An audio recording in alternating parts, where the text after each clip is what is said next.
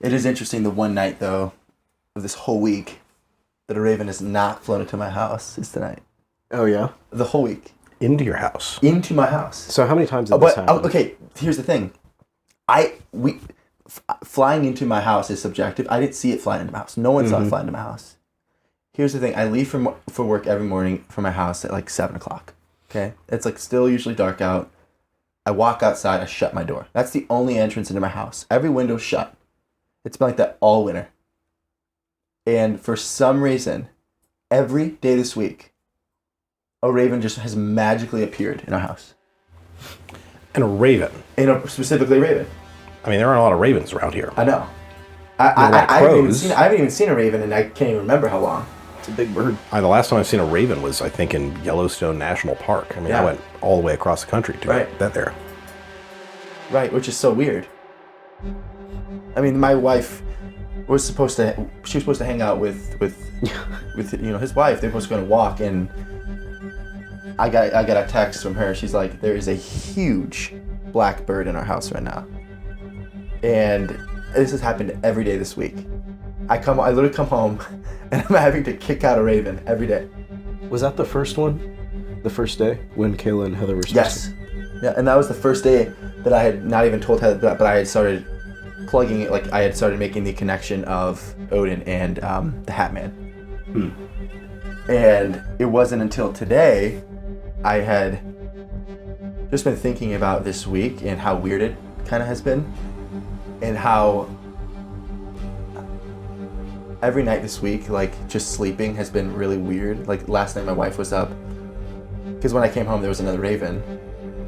And for some reason, it like, I had made like an offhand like comment. I was like just joking because like me and her like spent an hour looking for a port of entrance for where this bird could have flown in. And we literally couldn't find a single port of entrance. All the windows are locked, shut. Door shut. We literally have an upstairs door that is always shut that connects to the top of the house too. So it's like, we've never had this problem before. And the one week that I am going on to talk about the Hatman and his chief symbol, like Odin's chief symbol is a raven. So this is just somehow happening. And it's just like, and for like my wife and I, like my wife woke up multiple times last night, just like with like this like looming fear about that bird. We live in little worlds, predictable worlds. What you see is what you get. 8-ball in the corner pocket if you just hit it right. Rack 'em up and do it again. Just matter in motion, angles, and energy. Mechanical cause and effect, nothing to see here, folks. But some of us are discovering that in some times and places, usually at the borders and on the margins, a strange underworld peeks through, challenging our settled notions of a sterile, explored, mechanistic world. Lights in the forest, lights in the sky, voices in the dark, a knock at the door, shapes in the trees. My name is Ward. I make adventure films about high strangeness. And I'm Jim. I make teenagers talk to me about dead people. Come along as we explore and reflect on bizarre experiences, our enchanted world, and mythic history. This is the Ohio Howl.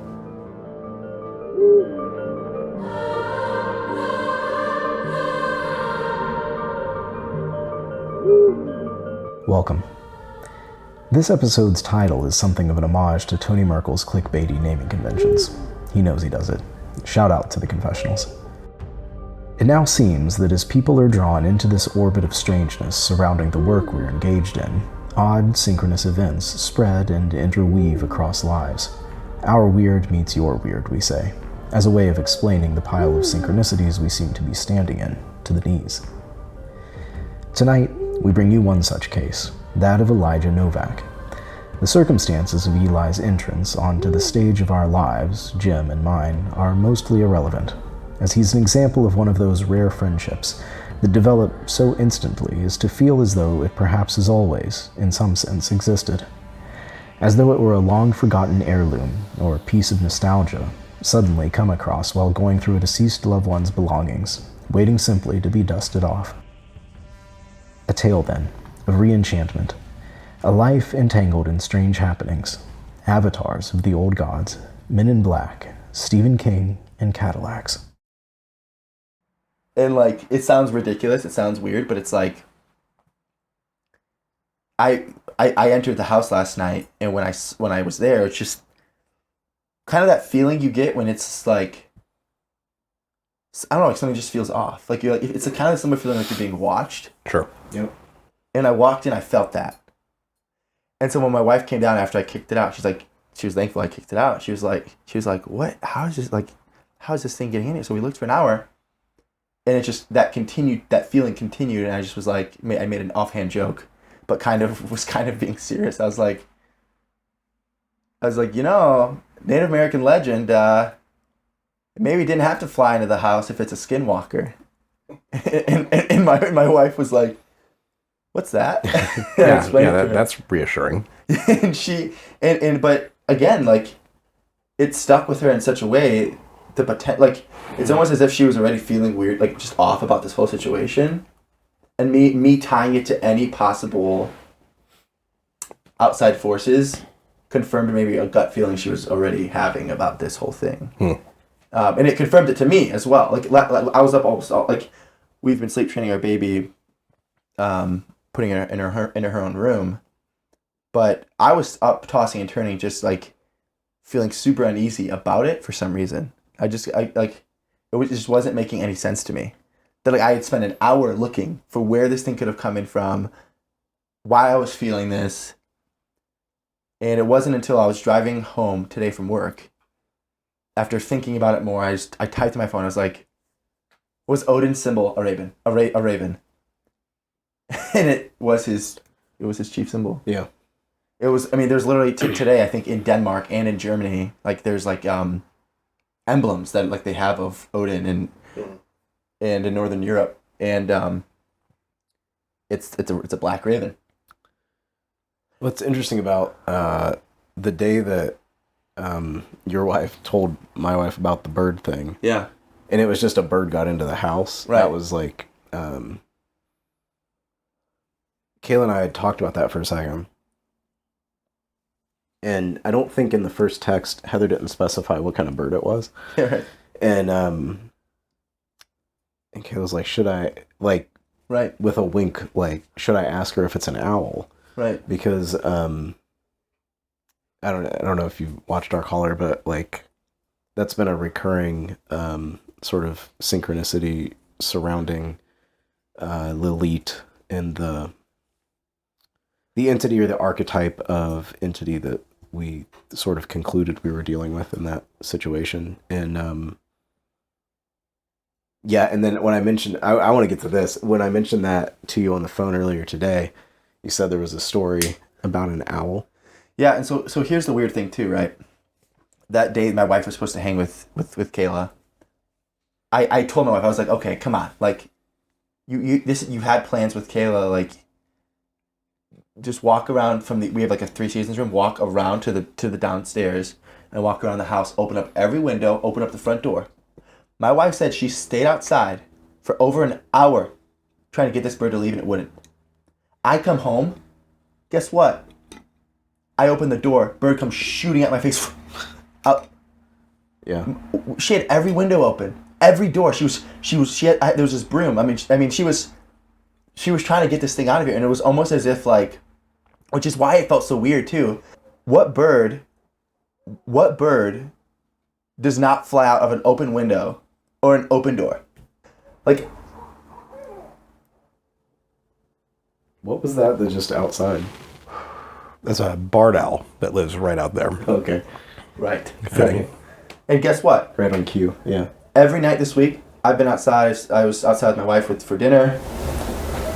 We hear a noise just like that, an owl. And at first, it sounded like a human. Like it sounded like it was like a ha ha ha, like a laughter. And then it sounded like something was attacking it.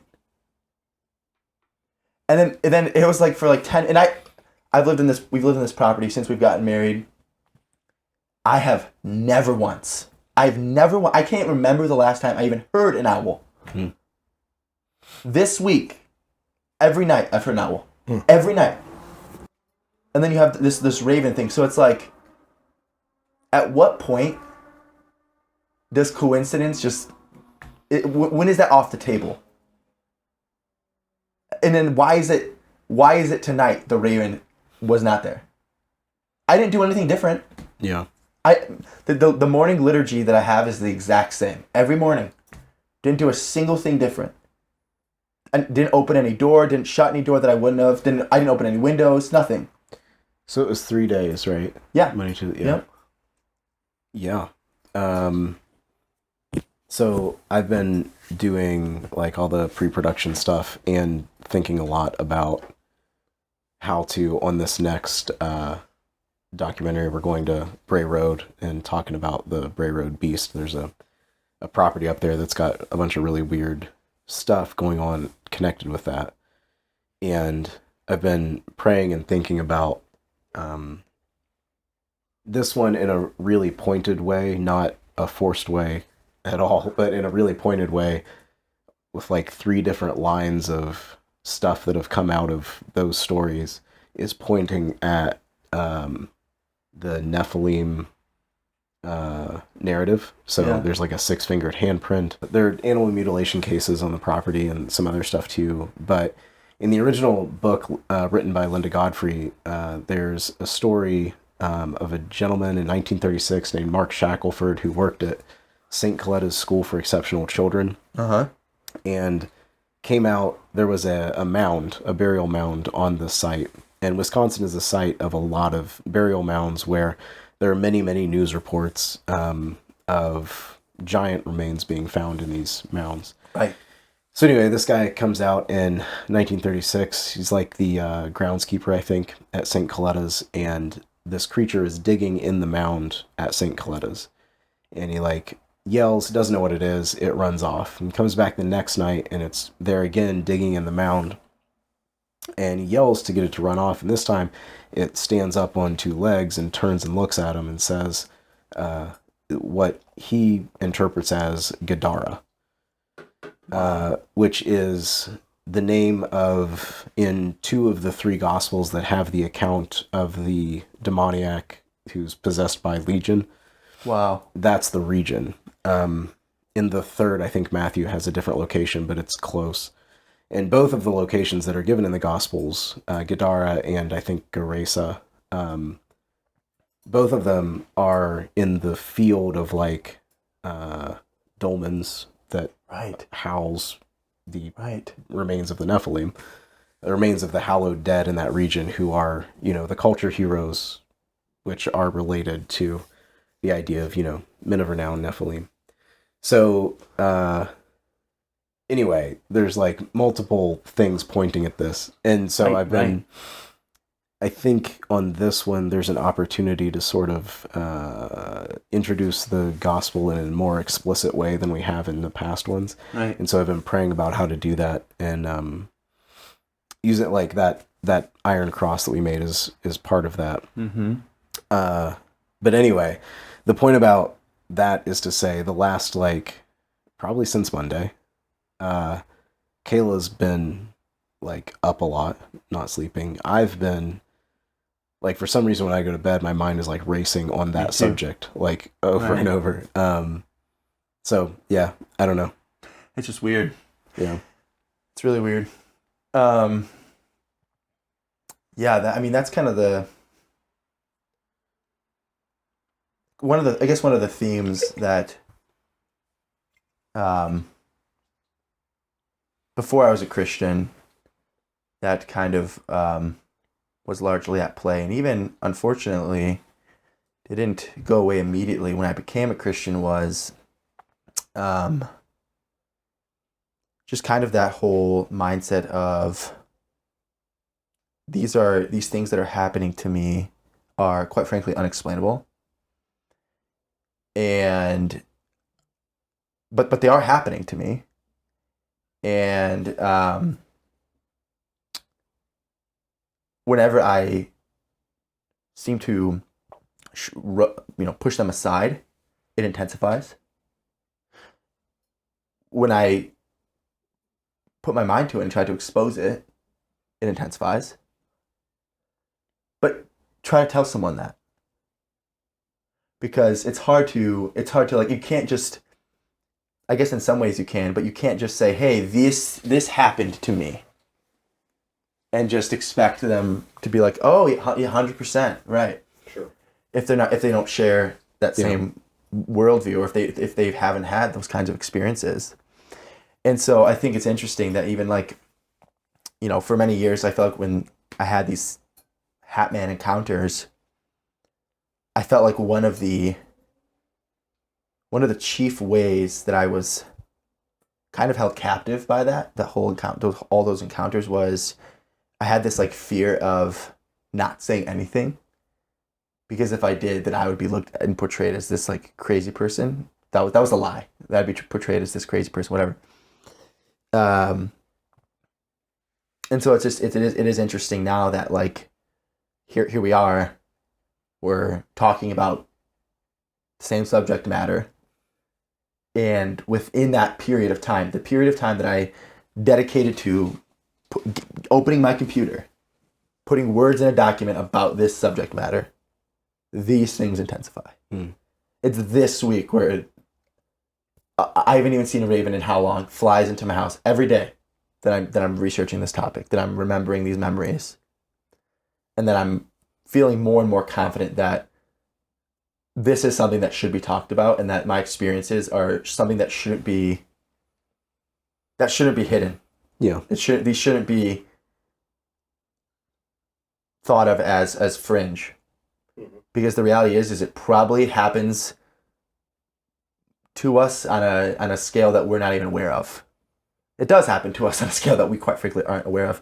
But to some of us, right, you know, those of us who haven't always followed Christ, but and those of us who have, you know, the experiences we have, I think, are they're real, they're tangible, they're valid, and you know, merely pushing them aside, I don't think it's quite frankly very faithful, because these things don't happen by coincidence. They happen by providence. Ultimately, God ordains all things.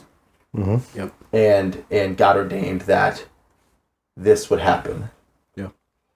And so that's even why when I sent you that text, I was like, this is just, it isn't coincidence. It's not a coincidence. Yeah. And it's not a coincidence that every night this week we struggle to sleep. It's not a coincidence that a bird would keep my wife away from hanging out with your wife, or keep my wife from sleeping, when this is the first time of 5 months that she's been able to have the bed by herself, and she for some reason still can't sleep. Not the baby was keeping her up. Yeah. So it kind of just shows all the more there's a kind of righteous poking the bear, if that makes sense. There's a kind of righteous wielding of the banner of Christ that one can wave, and the devil really has a problem with. Yeah. Are you familiar with the idea of synchronicity? Yes. Right. I think it was Jung originally came up with that word, right? Carl Jung. Right. You know, ultimately that events coincide in time and space in a seemingly overly coincidental manner, even though there's nothing that ties them, but it's, you know, to quote the great pop culture artifact of Phineas and Ferb, if I had a nickel for every time this happened, I'd have 2 nickels. Right. But it's weird it happened twice. Right. And then you just scale that up. It's weird because since I've become a believer, the manifestations of these things have changed. I felt like before I was, you know, obviously I don't have, you know, regeneration goggles. Like I don't know the exact moment. I'm pretty confident. Like I know the day that my life was radically changed by the power of the gospel. It was my sophomore year of high school. But since then, the experiences I had, you know, before my sophomore year of high school, were radically different than the paranormal, spiritual, preternatural experiences that I have now. And it's interesting to think about, like, it just is interesting because, it makes you wonder, like, what is it about the Christian who has the indwelling of the Holy Spirit that freaks these things out, that makes them uneasy? And it gives me confidence in a sense, because like this isn't the first time that animal-like things I feel like have been used to I guess for unnatural ends. Yeah. But I think one thing that stands out to me about your observation of your own experience is, this is a lot more common than a lot of people give credit for. And perhaps I hesitate to use the word renaissance because it's not exactly a great revival of something we'd like to have around. Right. But we would be remiss not to observe, we are in such an upswing of the spiritual but not religious paradigm in the West that had been buried for a long time. We've mentioned as well, the whole collapse of the meaning crisis, the kind of implosion of new atheism, these projects intellectually that just don't satisfy anybody. Which shouldn't really be a surprise to anybody unless we're really putting our heads in the sand, because we are meant for eternity, which to your comment about, the escalation of things after your conversion, we're already image bearers. We already are born with the thing that the enemies of God hate, because we bear that image. Just, whether you're a believer or not, that is a target at all times. That much more so when you recognize why that's important, and then effectively, join the right side of eternity, as it were. That's an escalation by an order of magnitude. And we've talked, Ward, about, part of why we even bother having these conversations in a way that can be appreciated maybe by anybody else is that there is kind of we talk about re-enchantment, we talk about this idea of trying to better identify what are clear patterns in the way the world works. We just have been atrophied in our appreciation of those, and even just conversation, an average conversation of the mundane. Like, I think one of my students was asking me if I had a favorite author, and I don't think he is my favorite author, but I respect him very much, is Stephen King. Not just because he's an excellent writer, but he very rarely enshrines his storytelling in a paradigm of like, this is the greatest cosmic evil and it affects everybody. And, it's rarely like a Lord of the Rings level epic story. The Stand probably counts for that, but there aren't many. Most of his source material that he, collates and then puts together into these stories is truly the most obscure, boring places in America, featuring the most obscure, boring people in America. It's almost like it is because there's really nothing special to it. I think if there's a thesis I could infer from a lot of his narrative structure, it's that ultimately evil doesn't need a giant, impressive target. It just enjoys disrupting lives of people, period. Salem's Lot's a great example. You have like literally this ancient, incredibly powerful vampire, and it lives and harasses this small New England town. I mean, he even talks about how, he was there before the apostles. He's been here all along, and he has the pick of his litter, and yet he decides to literally haunt, this sleepy town no one cares about. But that's perfectly fine by him. Right. And I think even some of the protagonists in that story are like, why on earth would this be where this happens? But that's a common thread through so many of his stories, and I think that actually smacks of more truth than fiction in real lived experience, that spiritual darkness isn't that picky. Right? It doesn't have to be a great champion. Now, granted, we know even from scripture, like those who teach and those who preach, like they are more accountable and are probably more prone to assault. But at the end of the day, frankly, it's anyone and everyone, every place, no matter its apparent external importance. It's just everyday people. And that's why these sorts of conversations are important, because it actually affects the everyday people like us. Well said. A thought that I've had over the years, as I've kind of contemplated my experiences, there's a question that you guys actually asked that kind of made me even think about this, which was, kind of go to it. I answered it, but it was, is there any noticeable pattern about these experiences? And I think there is some that you could argue, but even in the stories of the New Testament, something that always strikes me is that when the Spirit speaks of the church, or when the Lord speaks of the church, he talks about the Spirit being a spirit of unity and peace and order. And oftentimes I think we tend to think of the enemy and the devil and his workers as this unified kingdom.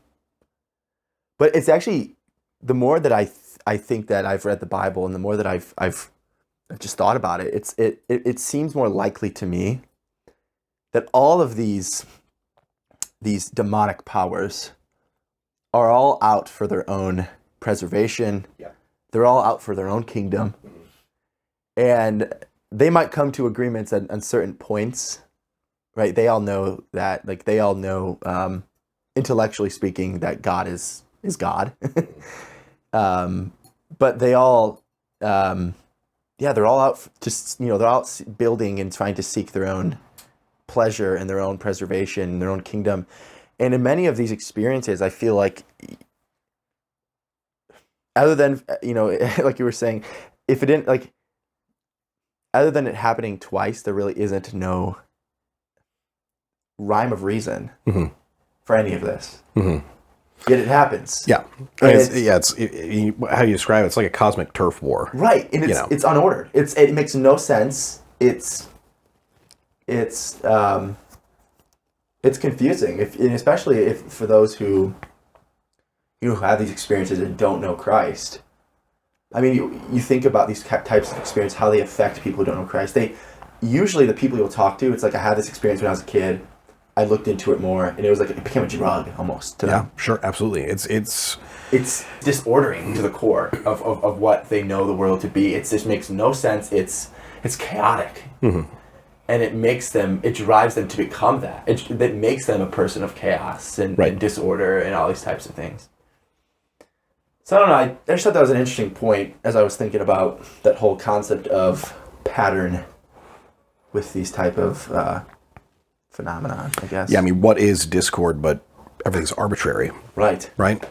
And I think that's well said, that if on one side of this spiritual spectrum there is only order and rightly ordered affections and ideas, think somehow my small smooth brain cannot fully come close to appreciating it, but God holds all of his attributes perfectly at all times in all situations. He's not wrath at one moment and justice at one moment and love at one moment and forbearance at one moment. He's all of them all the time in all things.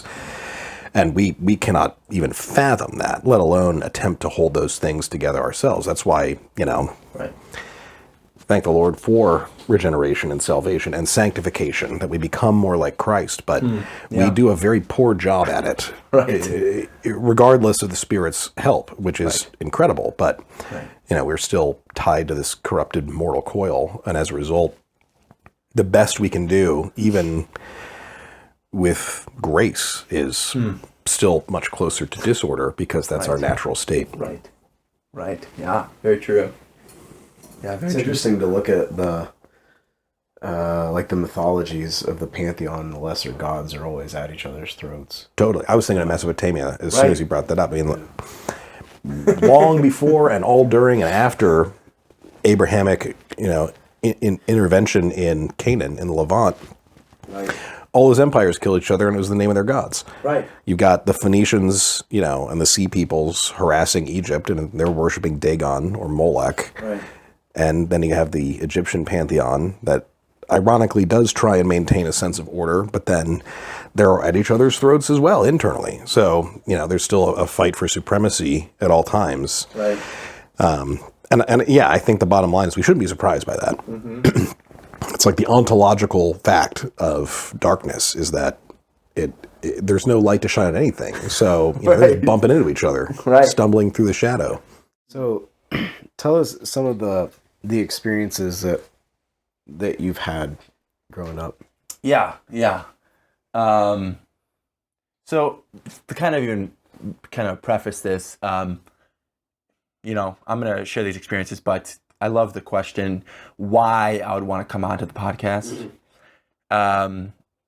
And I think that I thought about this question because I think, I can answer it in multiple ways. One, I think it's an opportunity to smoke a good cigar. No, and really, I think this is an area that we need to have in our Christian worldview. we can't be lacking in this. You brought up a couple stories, and it made me think about modern day Appalachia. And modern day Appalachia, certain pockets of it are considered an unreached people group. Yeah. And the rise of paganism, Wicca, witchcraft, New Ageism, all that kind of stuff, and the church's response in those areas is a prime example of this, because you have people who are being evangelized to, and you have people who are coming to faith. In some instances, the churches that these people are coming into don't really have a place or a concept for these experiences in their worldview. And it's not to say the Bible does give us a way we are to view these things, way we are to speak about them, and the way that we're to think about the world in general. But yeah, I mean, bringing that back to me, I think the reason why I want to come on a podcast like this, the reason why I've thought so extensively about this for a couple of years now, is I think that we're to bring light to these issues. Mm-hmm. We're to present them as not these like obscure niche topics that we just like talking about, but we're to present them with the reality that we all live in, that this is happening to everyday people, and the world we live in is not just stuff. It's more than matter and motion, like you talk about. Mm. And we need to be aware of that. We need to put on the full armor, and as we combat that, but we also need to expose it. We need to, and the way we expose it is I think conversations like this, where we can present real life experiences that make people feel comfortable in knowing that Christians, us as believers, us as followers of Christ, we don't shy away from these things. We're not afraid of these things. Right. And we're not afraid to talk about it either. Paul says, "For such were some of you," and that varies. Some of us have struggled with various things. Some of us have gone through various things. But Paul, we've been washed by the blood of Christ. We've been united to Him, and some Christians and others who aren't experience these things and have experienced these things, and we should be ready and able to give a defense for our Lord, but also we should be ready and able to give a defense for these things from a Christian worldview.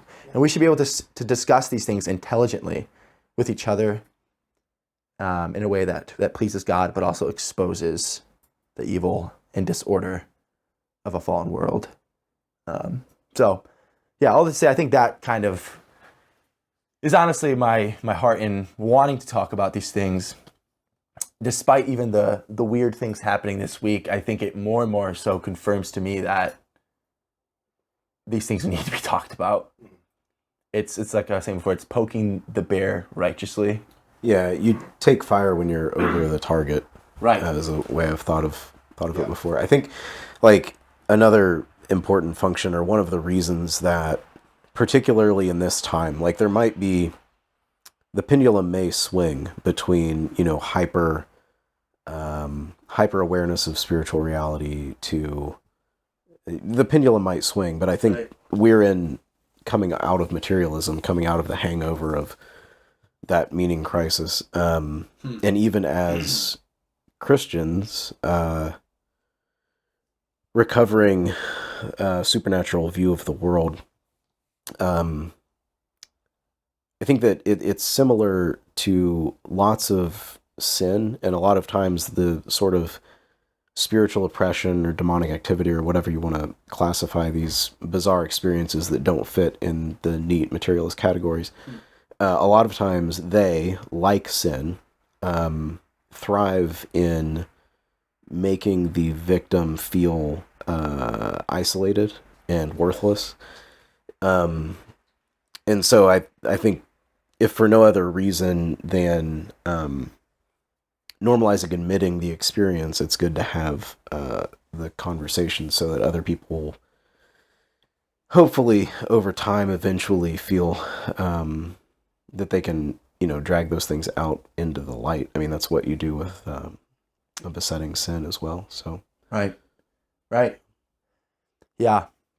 I think that's exactly that. And I think that it is encouraging to see more Christians being willing to talk about these issues. And even if, like you were saying, even if it's just these issues become, I guess, normalized to talk about, I think that's ground gained. I think that's a good thing. Obviously, talking about them in a healthy way that is in accordance with God's word ultimately. And that is a weakness of our specific tradition, historically speaking, as Protestant Christians. It's equally unsurprising to me, among other things, that because of this groundswell going on right now culturally and spiritually, there's so many people who are moving to like the Roman and Eastern churches because, say what you will there, and they're absolutely zounds of faithful believers in those traditions, but they have never really lost the categories of this spiritual awareness, the fact of, having orders of exorcists, which is not even, I think, biblically mandated or necessary. But the point is when somebody has that issue and they go to, Hallelujah, Amen, Baptist First Union Church in the middle of nowhere, and those people are like, I think you might just have mental illness or something. Right. Shut the door. Right. Or go into some wacky charismatic church, which has the category but all the wrong approach to it. People are not actually going to find any solace there. They're going to go somewhere else. So that's not me standing on the soapbox, for the theologically robust Reformed tradition. You should marry the Pope if you like him so much. Yeah, come on, man. He has better hats than most typical Presbyterian preachers, but but I think that's fair. Again, if you're thinking of these things, if this is a real lived experience for people, well, if they're trying to find a way out or at least some idea to make it make sense, then they're going to go wherever that happens to be, which is why also you have that, again, spiritual but not religious paradigm. Hey, it's the lowest hanging fruit ever to get into, pop astrology and stuff like that, because at least those people are willing to have the conversation. Which again, coming back to why we even bother doing this is to have a place for those conversations to happen. And to try and do so with as much of a good faith approach as possible. Because sure, there are, hoaxes and con artists and snake oil in this larger conversation, but there's also a lot of truth to be had. Right. Exactly that. So I guess, that's a great kind of introduction to, I guess, my own experiences. Growing up, my family was kind of complex. I'm one of 6 siblings, 4 adopted, and I'm a twin. My parents, when they got married, they were both nominally speaking Roman Catholic. Went to Catholic school growing up. My dad was one of 13, my mom's one of 8. Typical Catholic family. My grandma met the Pope, but they were as they went through their college years, they became very nominal. And when my parents got married, they, as most parents do, they had kids, and then they looked at their children, and they're like, what do we do now? How do we live in a sense? And I think my dad was faced with a lot more existential questions about the purpose of life, the meaning of life. And, he ended up actually almost taking his life in a parking lot. But right before he was he turned on the radio and he heard the gospel preached. And in that moment, the Lord used that sermon to change my dad's heart radically, and kind of took him on this path of, coming to know the Lord. And my mom kind of, as she would maybe describe, came along slowly. I don't necessarily believe that to be true today, as it stands, unfortunately. And I don't think even she would necessarily believe it to be true as well. So growing up, I'm the youngest in the family. So my parents adopted before they had us. And it starts out kind of weird where, my parents, when they first were married, they were living in an apartment, and then they, long story short, found a house. And when they first moved into what would become my childhood home, the owners had recently died. They had built this house. They loved this house. Older married couple, and actually the property that the house stands on, I believe, used to be former apple orchards. And there's a lot of Native American activity in that region, specifically where I grew up in the Chicago suburbs. But with that said, from an early childhood, perspective, the paranormal was actually talked about a lot in my house, not because of movies that were on or TV shows, but because of strange experiences that happened in the house. From a very young age, it was actually before and after, things started happening to me. My mom would often tell a story that when they first moved into the house, they had these really thick deer chains hanging up in the garage that were they were literally enchained into the ceiling. And they weighed, each chain weighed over 100 pounds. They had slack on the ground. So they weren't, even if you push this chain, it had tension from in the roof or in the ceiling, and it had slack on the ground. So it wasn't moving. Like if you pushed, you would take a lot of force. And there's two of them. I think at some point it was even used to hoist like an engine block or something. I'm not too sure the whole story about it, but from a very young age, I was told that one night when my parents had first bought the house, my dad was out working late, as most service tradesmen do, and in Chicago specifically. And my sister and my mom were up pretty late. It was like 1 or 2 in the morning. And they're watching a TV show in the bedroom over. And our garage is attached to the house. And so it's air conditioned, it's heated. And all of a sudden they start hearing this whoosh, whoosh, whoosh, whoosh, and it gets progressively louder.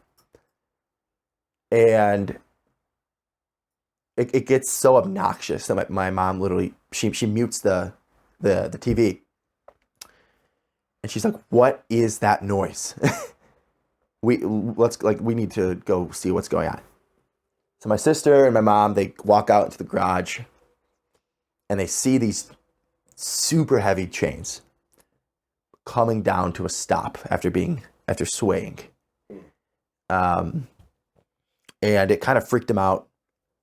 Nothing ever came of it. Up until later in my childhood years, even as in elementary school, I would come home from school, and my mom would share stories that throughout the day she had heard people talking throughout the various rooms of the house. And the way that our air conditioning system was set up, that is if you spoke in one room, you could like almost hear the echo of a person talking in the other room. Yeah. And so she would explain that to me, that she heard the voice of a man, she heard the voice of a woman. She even thought, and this kind of shows how lackluster of a worldview that my mom had, she even thought possibly it was the former homeowners who had passed away. And I always took it as strange, but never really looked into it, because if that's all you ever know, you don't really think anything of it. Now that kind of sets the stage for a lot of what comes next, which is really from the earliest time I can remember. There was always unnatural or paranormal things happening in that house. but also things happening to me.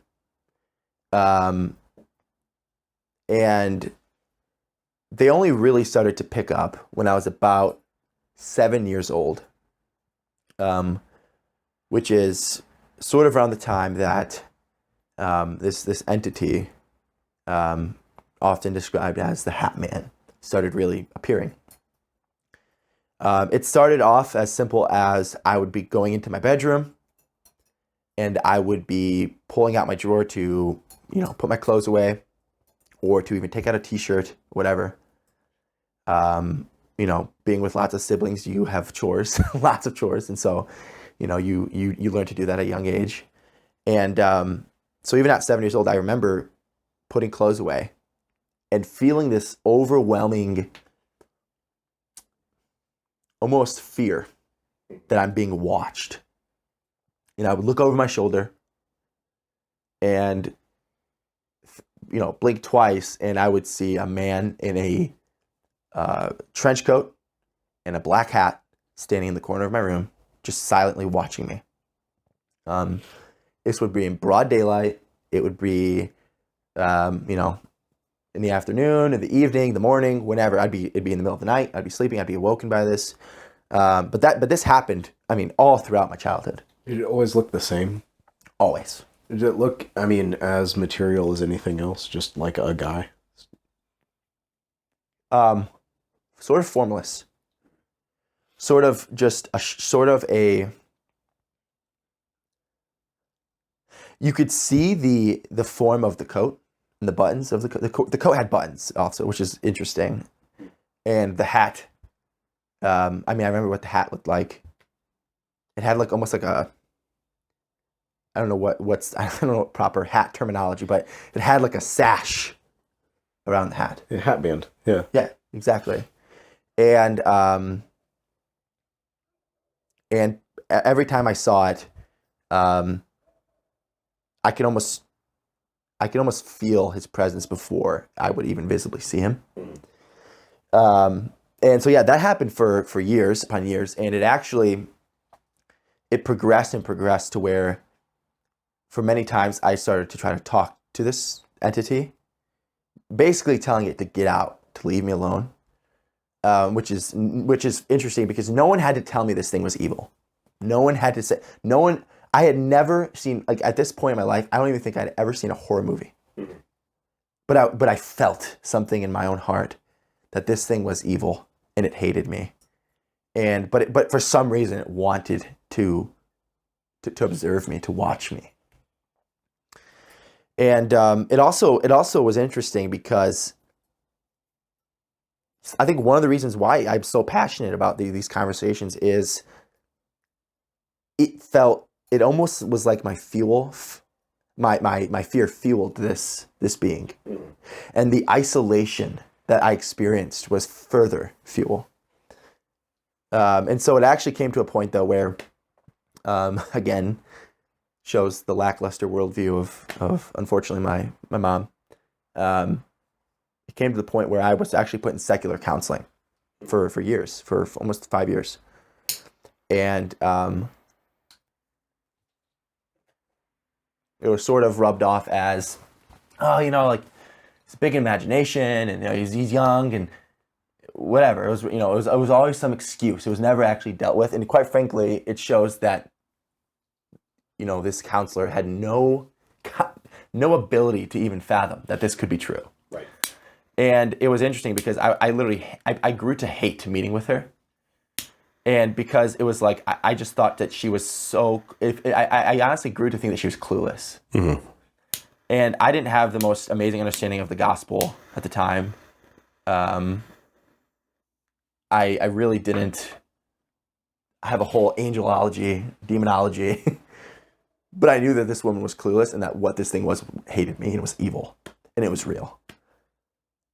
Did your siblings or your parents ever interact with this? I assume you talked to them, or was that something that was shared? So it was shared openly. I would actually draw, and when I was 8 years old, I would draw pictures, and I would show it my parents. This is it won't leave me alone. And I think that also just fueled their fire. Oh yeah, my mom was like, yeah, get him in counseling. Get him in counseling. Kind of just threw counseling in as a Band-Aid, kind of. And they were aware of the experience. My mom had a weird experience. My mom never denied it being true. Mm-hmm. And it actually, I think they really started to be puzzled by it when I came to a point where I couldn't take a step because my room was in the basement growing up. It was a finished basement. But I couldn't even take one step down the stairs without feeling his presence and I was driven out. I couldn't go to my room. And so we had to move, my bed and everything up into my other sibling's bedroom, and they had to move downstairs.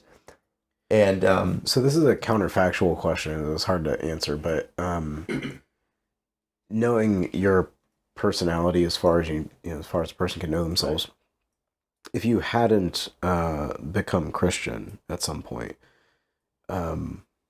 what do you think that you would have been driven to other stuff to try to control, contain, deal with that? Absolutely. I mean, absolutely, because it was so constant. Yeah. It was inescapable. It happened all the time. I mean, it was like when I can't think about my childhood and not think about those experiences. Yeah. It's like it is my childhood in a sense, unfortunately. But yeah, and it was weird.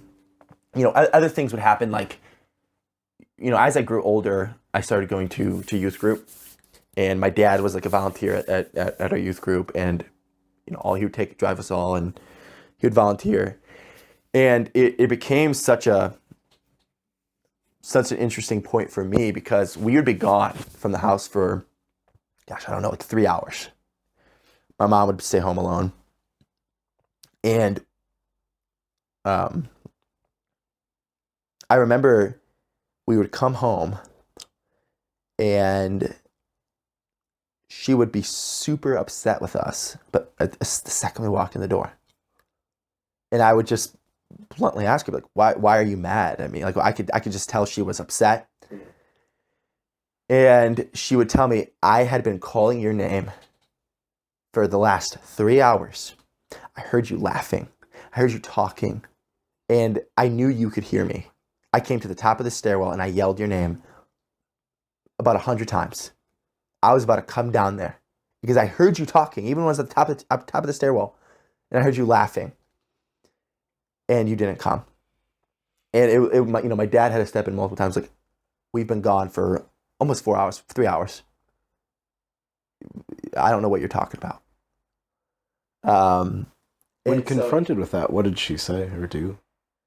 She kind of almost just didn't have a reply. She almost kind of shut down. She almost was kind of like, didn't ask any more questions, if that makes sense. It's weird because I would have expected my dad to have kind of sat us down and been like, at least explained maybe what was going on in that instance, but we really got no explanation. And in my heart, I knew what was going on. I knew why she had heard people talking.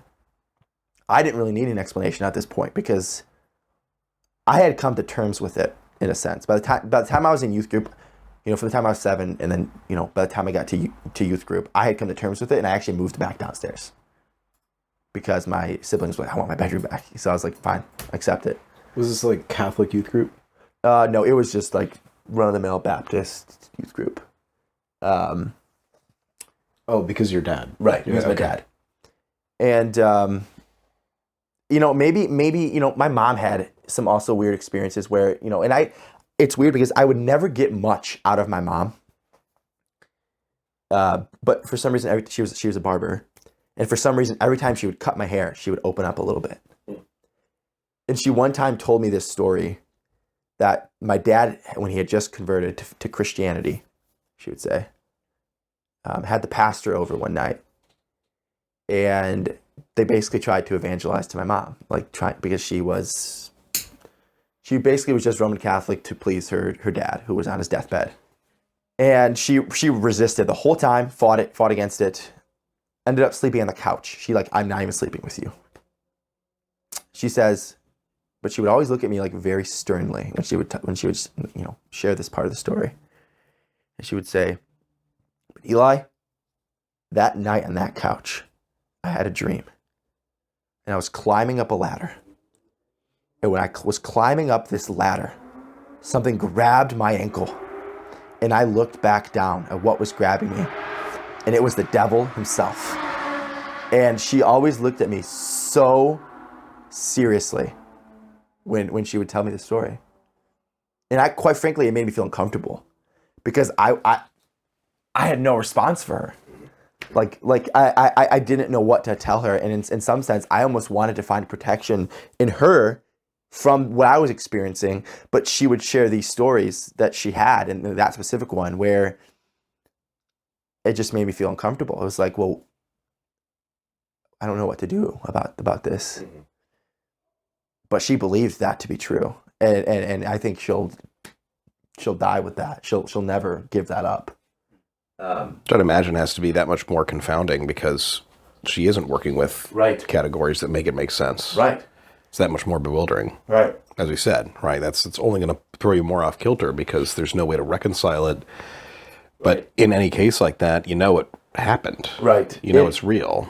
And it's interesting because as my mom got older, growing up, she did, she got involved with church. She read her Bible, but it was always this outward conformity, but like a just blatantly inward, like hypocritical lifestyle all the time. And so she would say, like she might. It depends on what she would say nowadays. I'm not too sure, honestly.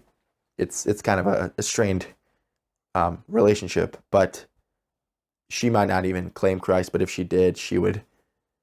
It would be very difficult for her to explain exactly the kind of what you were talking about. Mm-hmm. But it really intensified. It was about. Well, I guess it intensified in a specific episode, where I think it was about 12.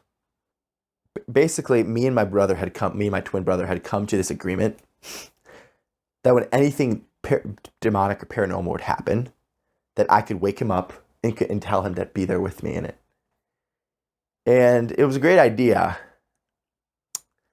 at the outset, but looking back at it now, there's no way my brother would ever wake up for that. And it's funny because he became serious about it and helping me because my parents would be gone sometimes, and we would be downstairs in our room, and we would be picking up a room or just talking. We'd hear voices upstairs. We'd hear people talking. We were one time in our bedroom. We had a wooden rail bed, like stair rail. And it was like as if a earthquake. So it'd like shake the rail violently. And my brother, I remember my brother Sam looking at me with such fear.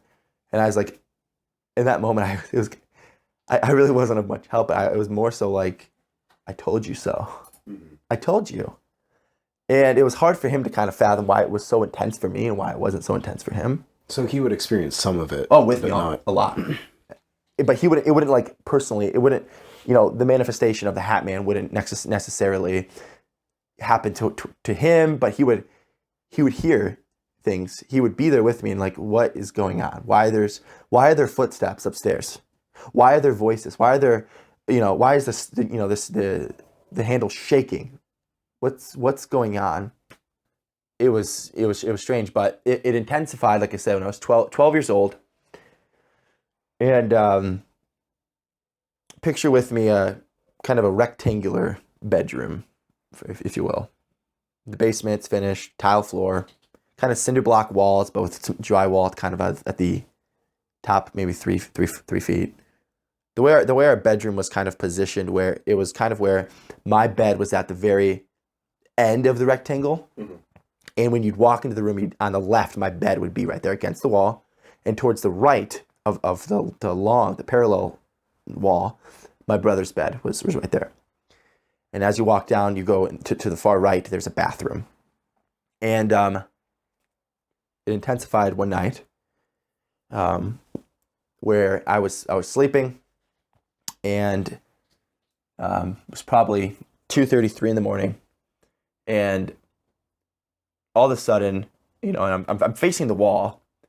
All of a sudden, I'm woken up with hands on my arm, and I hear like a whispering voice saying, "Wake up! You gotta wake up!" And I'm like, Sam, leave me alone. Because my older brothers would, do whatever. If you have brothers, you know how they are. And my neck was I was kind of positioned in this way where my neck was, was faced towards the wall. Mm-hmm.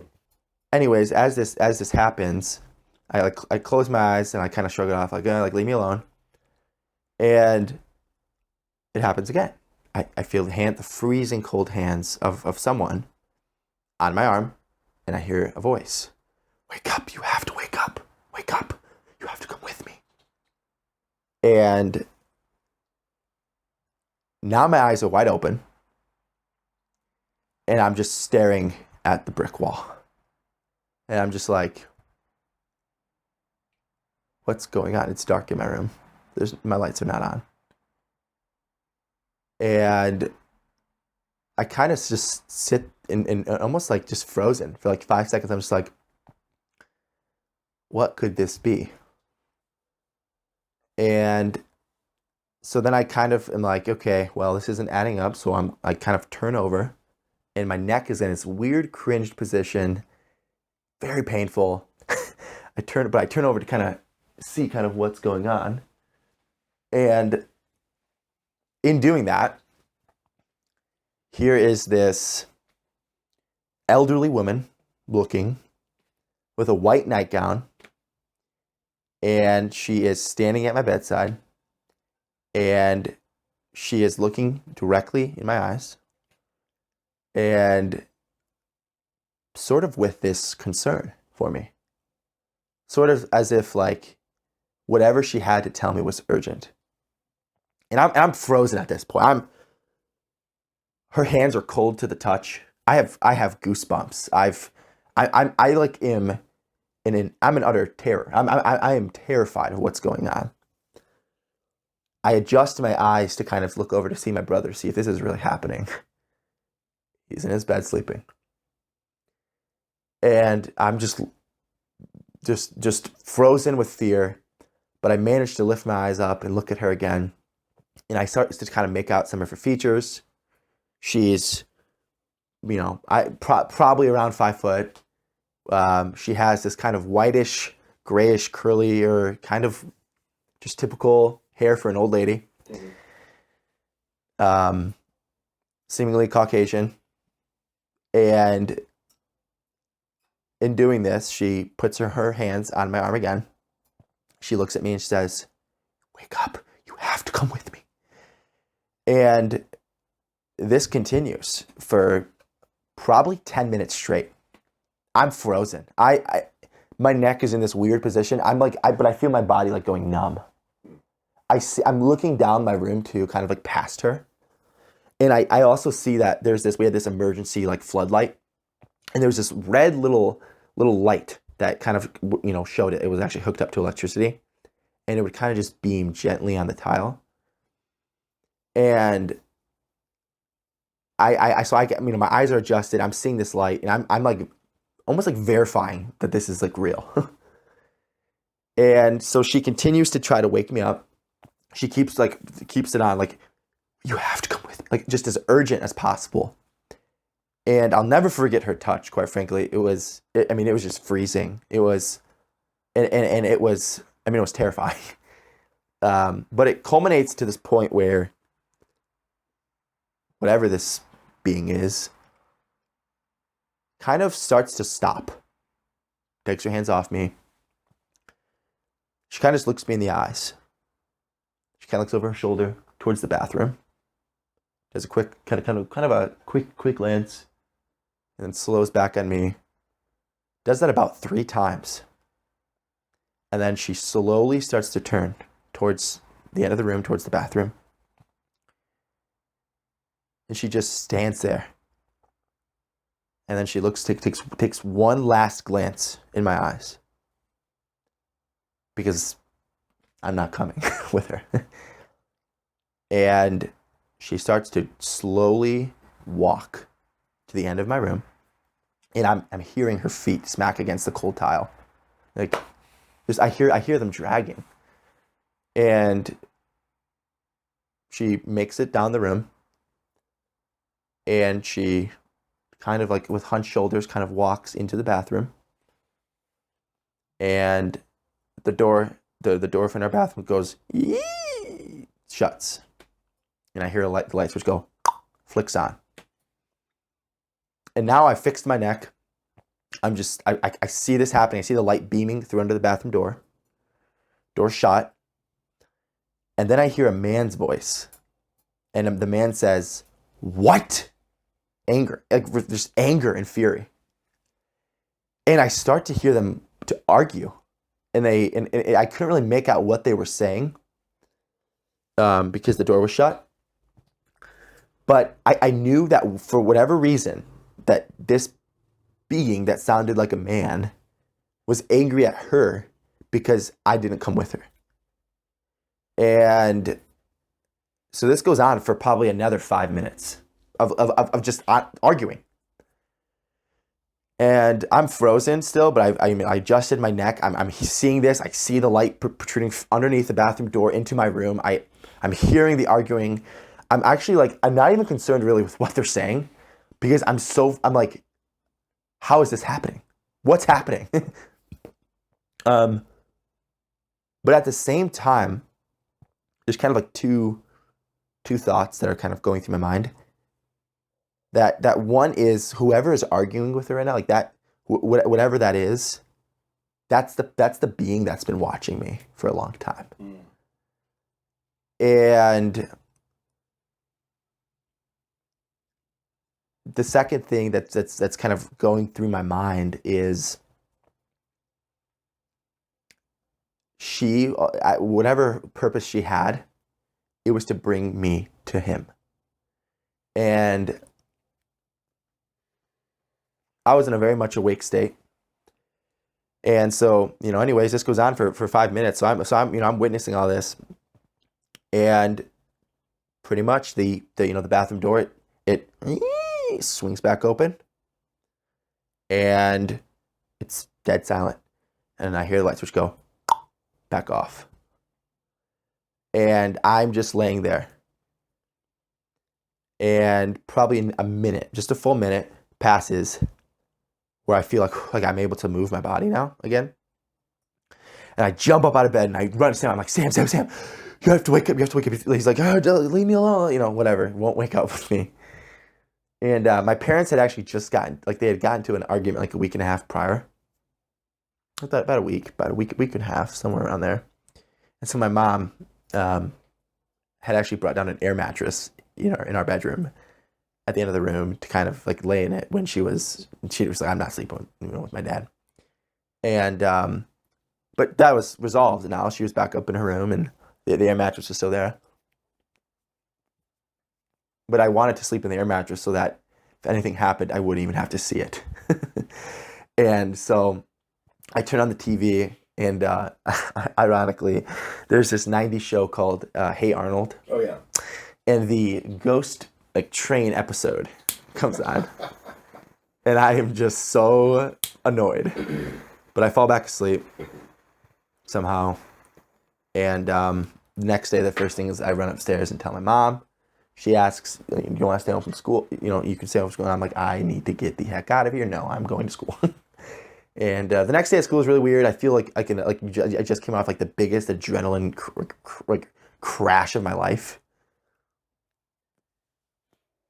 And yeah, so I mean that's kind of the experience itself. That was kind of one of the most intense. Mm-hmm. So one of the things about that, and I mentioned this when you told that story over at dinner. Mm-hmm. It's so bizarre, and a lot of stories that I've heard have elements like this that don't make sense. Like, she was perfectly fine in the dark, shaking you, then goes into the bathroom and turns the light on. It's like a bizarre. Clearly, you didn't need the light. Like, what? It's also like, I mean, to whatever that, I mean, if it is a her, to her credit though, I mean, once my eyes were open for long enough, like my eyes were able to be adjusted to the light, even though all the lights were off. For whatever reason, like the way my room was, I think it was like a lighter tile color, and so that little red light, I think, helped also. It kind of like, it was weird because it kind of like almost spread out the reflection of this little light, and so if you looked long enough, like just kind of looked in the darkness long enough, your eyes would adjust and be able to see kind of pretty much perfectly fine. Did it seem, was your impression of it initially that this, I mean, was a lady that has found her way into the basement? Or was it immediately, this is something supernatural because of your... It was immediately supernatural because I knew the Hatman was there. I knew it. I knew he was there. I didn't know. Funny enough, I felt the same feeling that I felt when he was there, but I didn't see him. I didn't. Right. And it wasn't until I heard that argument with him that it was like, I know he's there. Is it the first time you'd ever heard his voice? Yeah. And it's weird to me that the first time I hear his voice, he doesn't show himself. Right. Which is also odd. Because the experiences of him in mythology, I guess you could say, is he's a watcher. He's quiet. He doesn't speak. But he walks among the world, he goes back to the underworld, and he quietly watches. But everyone knows he's evil. can sense his evil. So yeah, it is weird. I mean, there is things about that don't make sense though, right? Like, why couldn't they just have had that conversation in front of me? Why did she need to go to the bathroom, shut the door, turn on the light to talk? So that just doesn't make any sense. It's zero sense.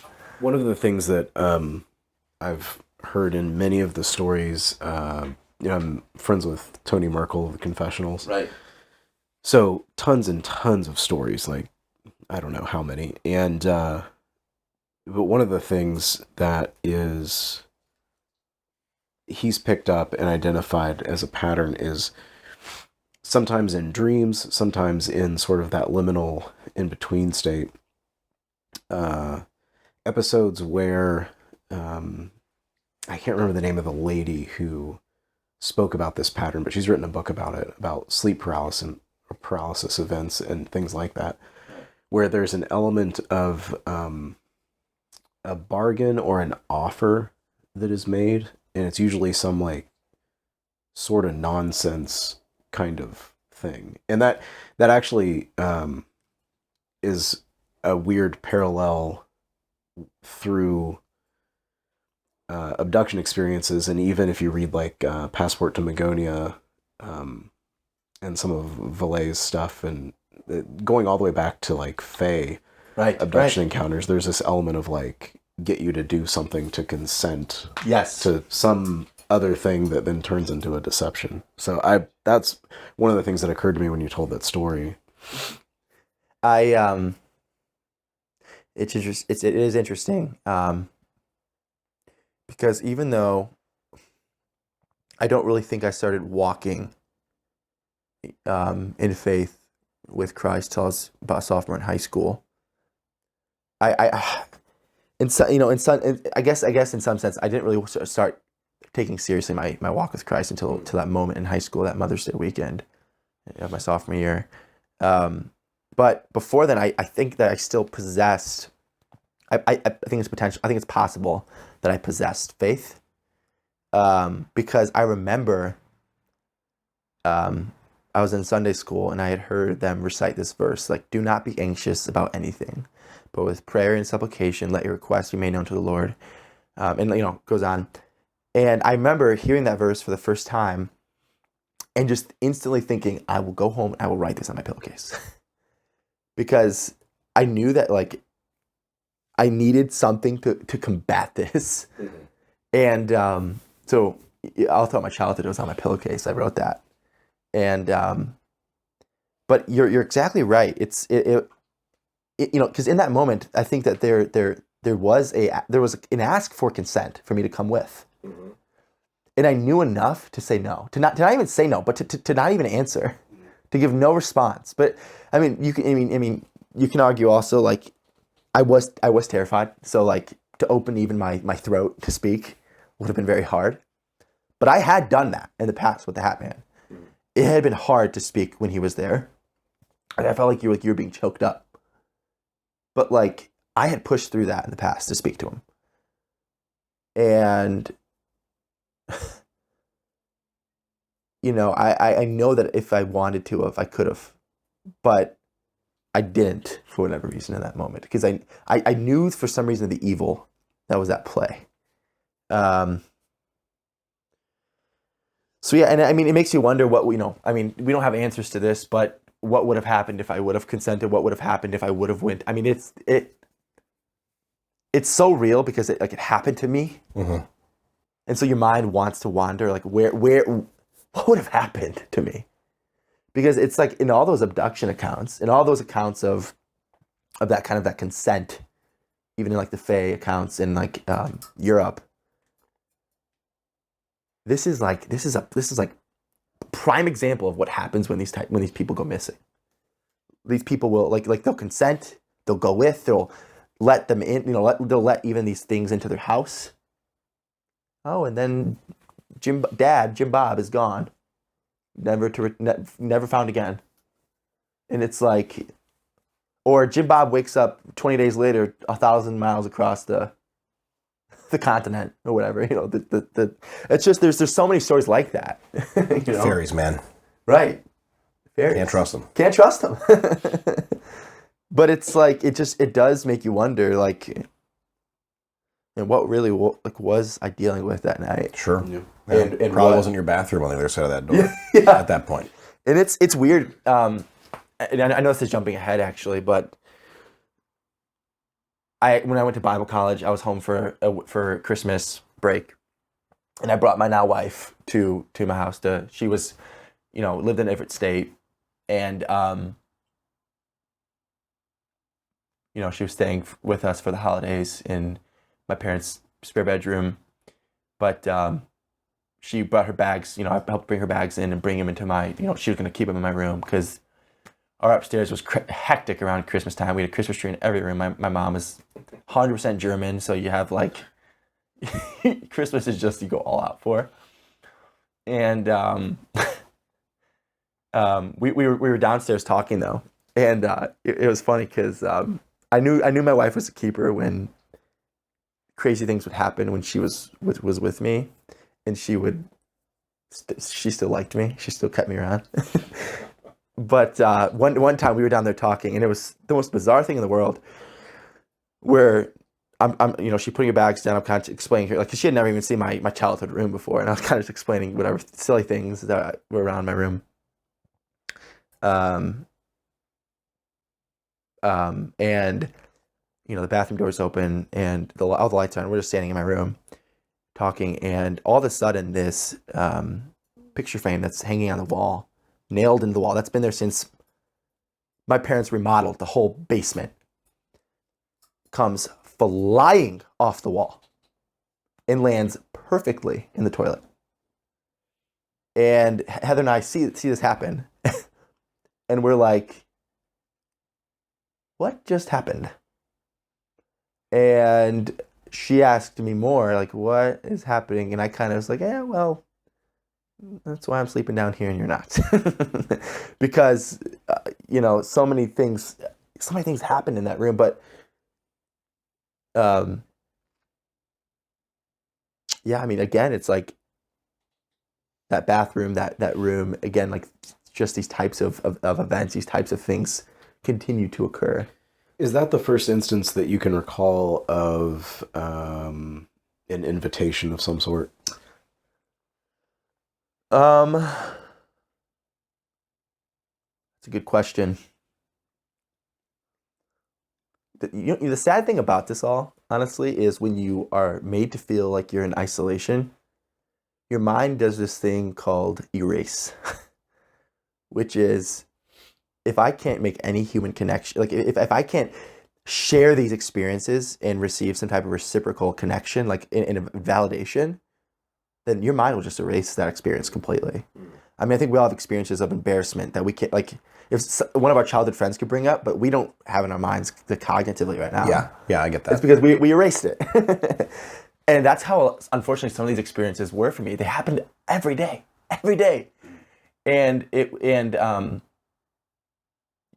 So, I mean, as far as I'm aware, yes, that was the first invitation, in that way at least.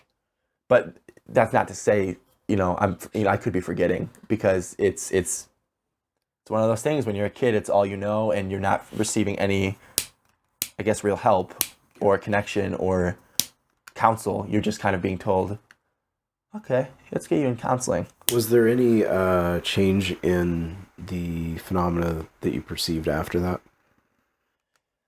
Did it continue? Mm-hmm. Hatman continued a little bit, but it actually started to get more. It actually got less frequent. And I actually started when he would appear. I actually would start saying scripture towards him. I do remember that. Again, choked up, but I was saying scripture, and it wasn't like. It's not like I said scripture and he just like gone, but like when I would say scripture, that fear, I guess, that he had over me felt like sort of crippled. I was able to talk more freely in a sense, like as I started to say it, as like when I'd be like, do not be anxious about anything, but with and then and that's kind of, I guess, as I aged, what I was saying before, there was almost this more, there's more acceptance almost for, like, this is what just happens to me, I guess. I don't know any different. And it's weird. It's weird because with my childhood, too, here's another weird aspect. You ask about the concept of invitation. There was a couple year span in my childhood where I was almost kidnapped 3 times a year. Like, it happened all the time. And the first instance that I have, I was telling you about this, I think, at dinner. And I was outside, and I was, around this age. And I was with my next door neighbor. And with my brother. My mom was out in the front yard gardening. She was right there. But we were kind of to the left of her, and she was kind of planting some flowers around a tree. And I remember, my brother threw the ball over my head, and I went to the curb to go get it. And because we didn't have fences in our front yard or whatever. And went to go get it, and this car pulls up, and this like the kind of that same feeling of like fear, like this this captivating fear comes over me. And like I almost like lose all ability to think. And this person like looks me in the eye and says, "Hi, do you want to come with me?" Like really like eerie, like really odd. And my mom sees it, starts screaming at this guy, cussing him out, and speeds off. And my dad calls the local baseball park because it was a Saturday, and calls the cops, all that kind of stuff. But that happened for like almost like I think it was like a 4-year span of like, come with me. Yeah. Different cars, different people. Sometimes I couldn't make out the faces of who was driving the car. Like I would just be like walking. Like we had a neighbor who would frequently vacation around the same time every year, like in January. And they'd always want us to, they'd ask us if we can get their mail. And so I was the one who would do that. And I was like, a couple houses down to the right. But, most of the nights I'd walk and go get it. And I remember one instance where I was walking to get the mail, and that same feeling, which actually, funny enough, I'm actually almost just making this connection right now. That same feeling that I had in high school, which I'll share that story. That same feeling of like imminent danger, like just comes over me.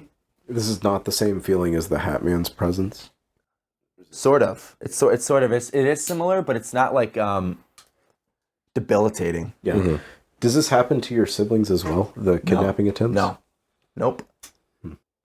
But they see it. Mm-hmm. You can ask all my siblings about the story though. And the local cops were aware of this too. Yeah. which is far stranger than I don't know. It just doesn't make any sense to me. But I remember one time I was walking to get the mail, and I feel that feeling come over me. Here comes this like red car shooting down the road, like slows down right by me, and his like the car's going the same pace as I'm going, and I just feel like that feeling of like this is not right, and so I book it home, and the car puts in reverse, and like turns around, starts chasing me, and I dart in my house, and my dad sees the car like zooming past, and he's like, "What was that?" And I explained to him what happened, and he reported it again. But it's like,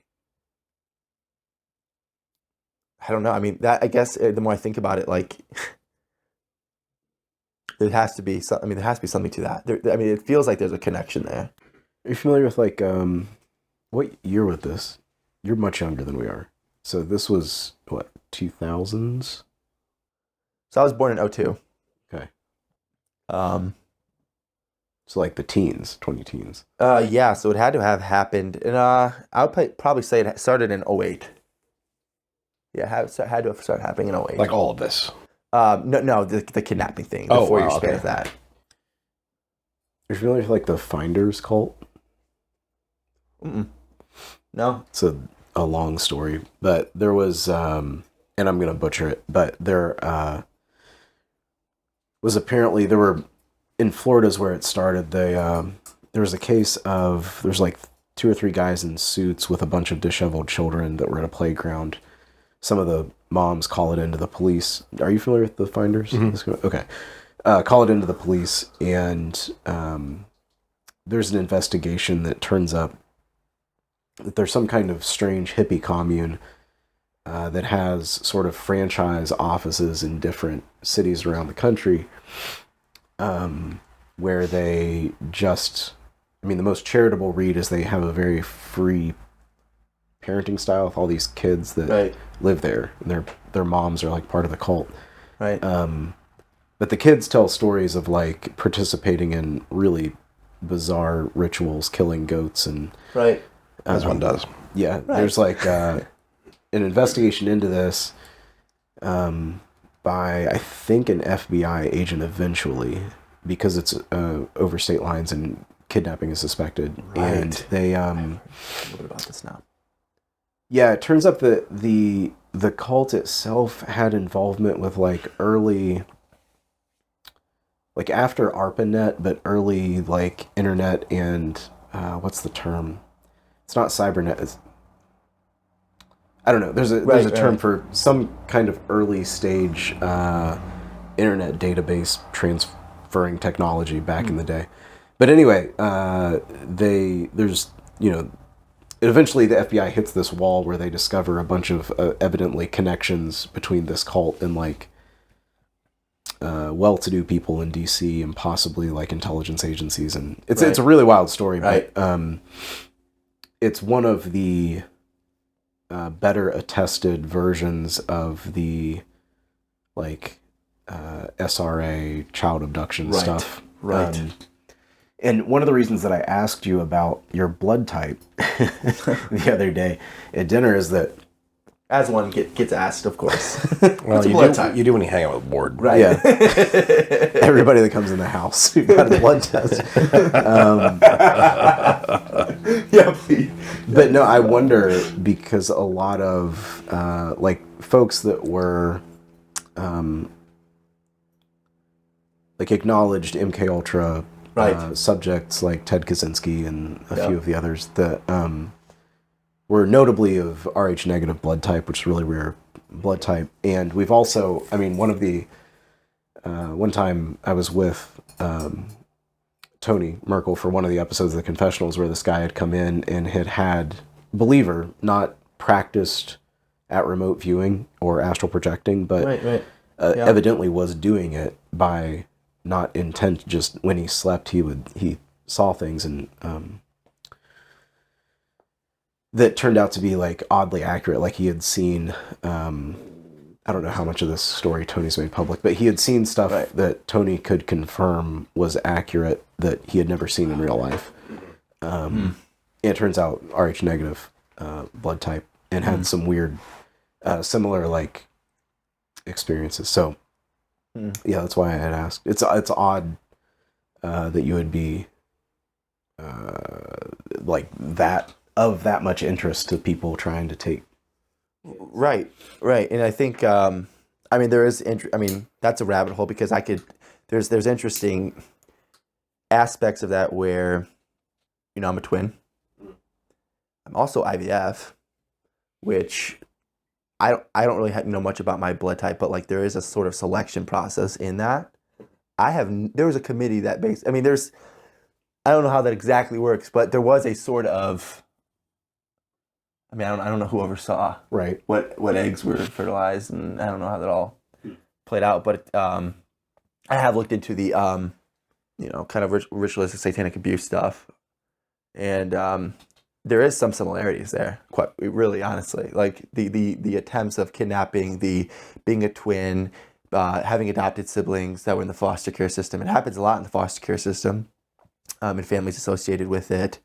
So it's definitely not off the table completely. It is something that I've thought about, because there's a couple memories I have that are unexplainable, not necessarily paranormal, but unexplainable. And I never started to really think of them that way until I started researching art, the SRA stuff. Like what, if you don't mind? So one time, this is weird enough, my mom never, ever drove us anywhere. And like one of the only memories I think I have of my mom driving me to a place was, I was 16. I was with my brother Sam. I was sitting in the passenger seat with my mom. My mom was driving, and we pull up to the stop sign. It had kind of been rainy that day, and all of a sudden, there was a kind of a 4-lane road that kind of merged into a 2-lane road, and so. We're at the stop sign, and it kind of comes down, like, kind of downhill, and we're, like, kind of, like, here, the hill goes down, and we're kind of, like, right here, so, like, we're about to turn right. There's a fire station to the right of us, and this car, this is one of the only memories I have of my mom driving. This car, my mom pulls out just enough, but this car, like, if my mom would have just pulled out, she would start beginning to, and this car comes flying at us to T-bone us. Would have absolutely killed us. And my mom, for whatever reason, stopped, and this car went flipping over the curb, tumbling into the front lawn of this fire station. I sprint out of the car and try to see if this lady is okay. She has not a cut on her, and within a minute, like not a minute, probably like 3 minutes, we're on the road again, leaving. Nothing. Like the firemen come out, like, "Oh, you okay?" And I'm at work. 10 minutes later, I'm at work. And I thought about that, because it's like, okay, right, accidents happen, the car, weird stuff. But why is it the only time that I can like have a memory of my mom driving me somewhere? And guys, like, what I guess, like, to even like paint a better picture, like when I was in high school, I did tons of sports. My mom always had a brand new car, and I used to have to walk home 12 miles across this bridge back into where we lived, because I went to high school in the town over, and my mom wouldn't pick me up. She wouldn't go pick me up. So it's like the more dots you connect, the weirder it gets, and it doesn't make any sense. It's like, just odd. It's just odd, and like I said, that's why I don't necessarily classify it as like supernatural, but I definitely classify it as weird, odd. Yeah, really weird. And it's similar, because SRA stuff that happens, like people will be at a grocery store and they'll notice they're being followed, or they'll be at a red light or a stop sign, and then they'll get T-boned, or they'll get rear-ended, and then like all the firemen will be like acting really strange and odd, and then they'll just be like dismissed on their way, like just so there's like weird connections to that story and to SRA stuff. So again, though, I mean that's a whole other conversation I think that could be had there just about that. Yeah. So back to the chronology, though. Right. So the experience in the basement. After that, what kind of weird stuff happens? Right. So one of the more, again, memorable experiences was, I remember one night, and I don't remember exactly how old I was. I think I was. This wasn't. I was actually fifth grade. It was fifth grade. It was. I won't say his name. My teacher's name. But I remember my desk mate too, and I'll tell you why I even bringing that up. Because it was one night I was sleeping we had like a front room in our house with a big bay window, and it was like, tall windows, about probably 5 feet tall, and we had like 6 of them. And I was woken up for whatever reason at like 2 or 3 in the morning, because I'd fallen asleep on the couch, and because me and my brother would always, when we were kids, we would sneak the radio on a low volume to listen to pop. Because we were in public high school, and that's all the cool kids were listening to, pop. And, so rap, pop, all that kind of stuff. And so I had fallen asleep there nonetheless, and wake up at 2 or 3 in the morning, and I'm woken up with this uncurable desire, to just stand up, go look out the window.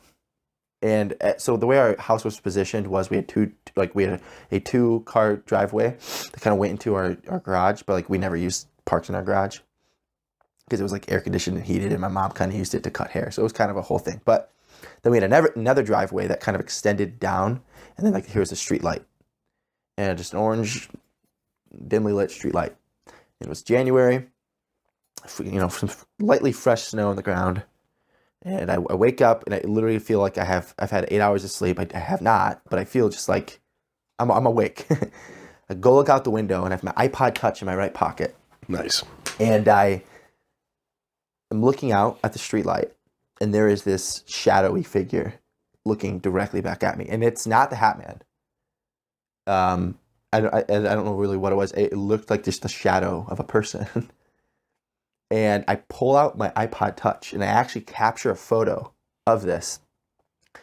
And the next day in 5th grade, as one does, of course, I'm showing this to my 5th grade desk mate. Look what I witnessed last night. And this girl's freaking out. She's like, "What is this? What are you showing me?" And I don't have access to to that iPod because it's actually at my childhood home, which I don't have access to that either.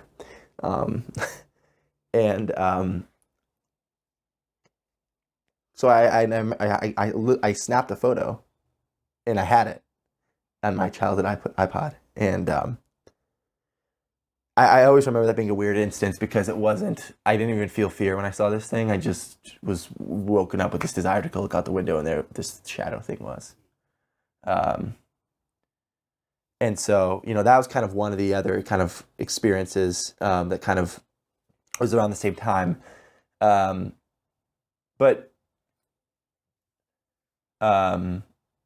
also, here's kind of another weird story. This one's kind of interesting because it doesn't kind of fit with the rest of them. And again, it's one of those stories where I feel like it's more weird. I don't have as much. It's just weird.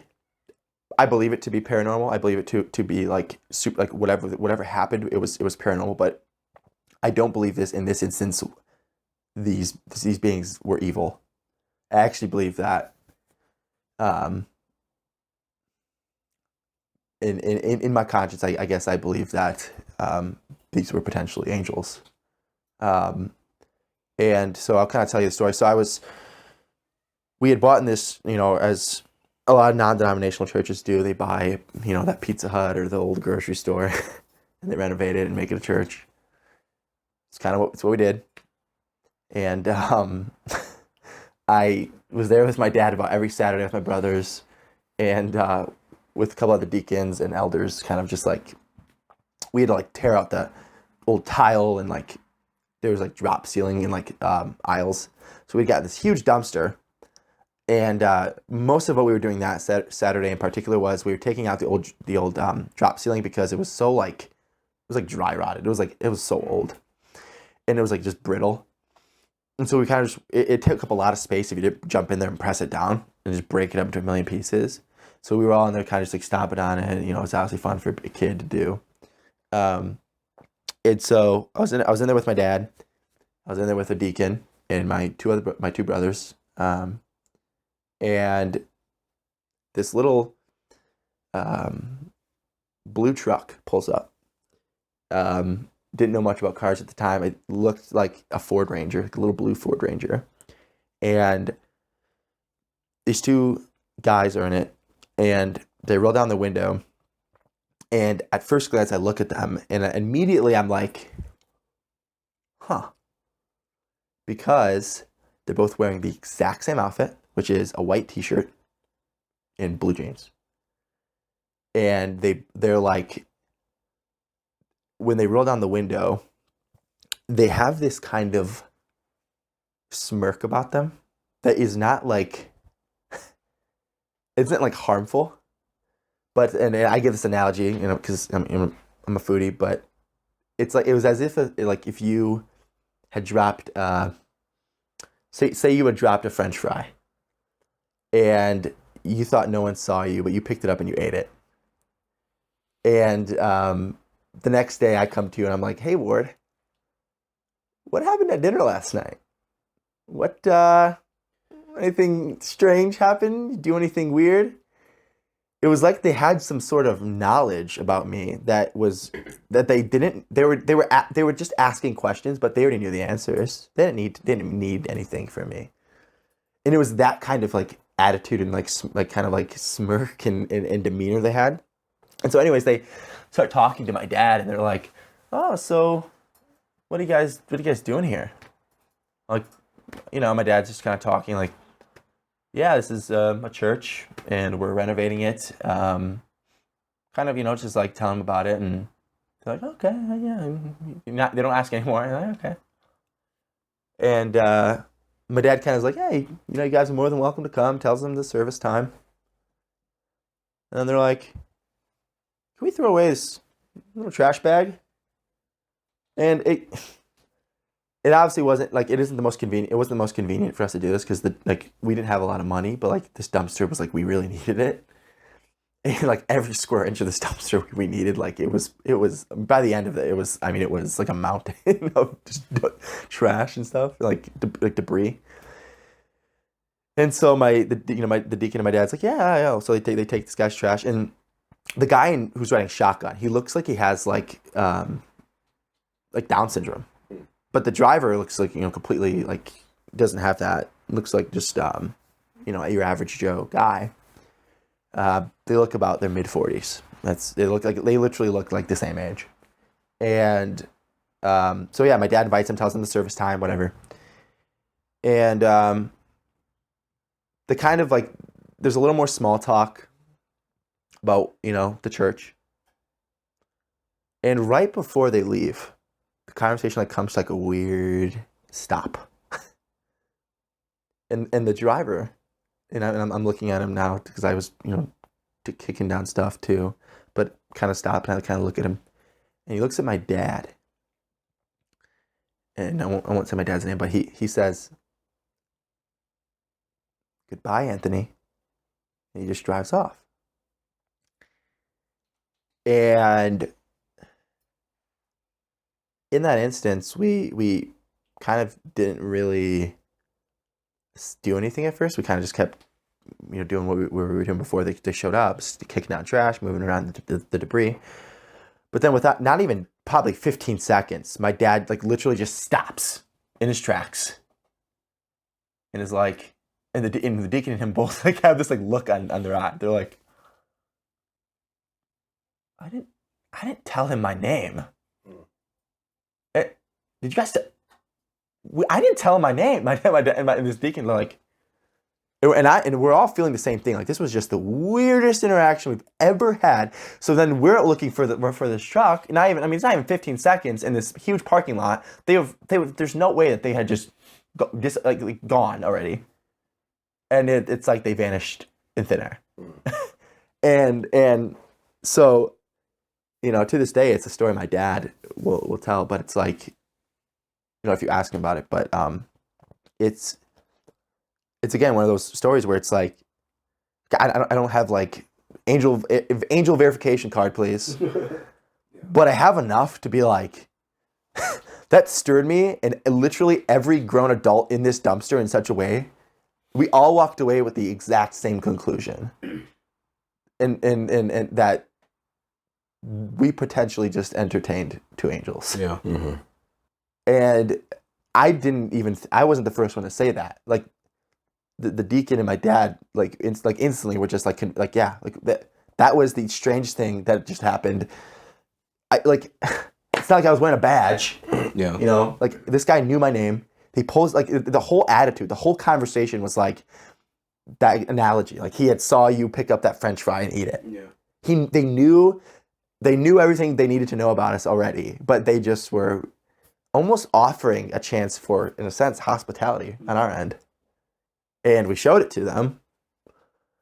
And so whatever, right? I mean, life goes on. So that's just another really strange story. Our pastor, Scott, has referenced the idea of the guardian angel on more than one occasion, which sort of takes you back. I'm not aware of the scriptural grounding for that idea, but I am also pretty convinced that there is one if Scott thinks. Yeah, I mean, you can suss it out, but it's pretty thin. Yeah. You know, it's more like oblique references and inferences. Right.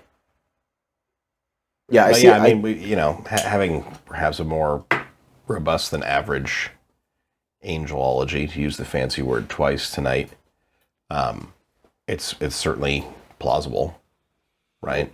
Yeah. Well, so Israel's Calvin angel is the pre-incarnate Christ, right? So it stands to reason. Yeah, that's right. Calvin references it. Well, Calvin's viewpoint on it, as far as I'm aware, was again like sort of similar to yours, possible.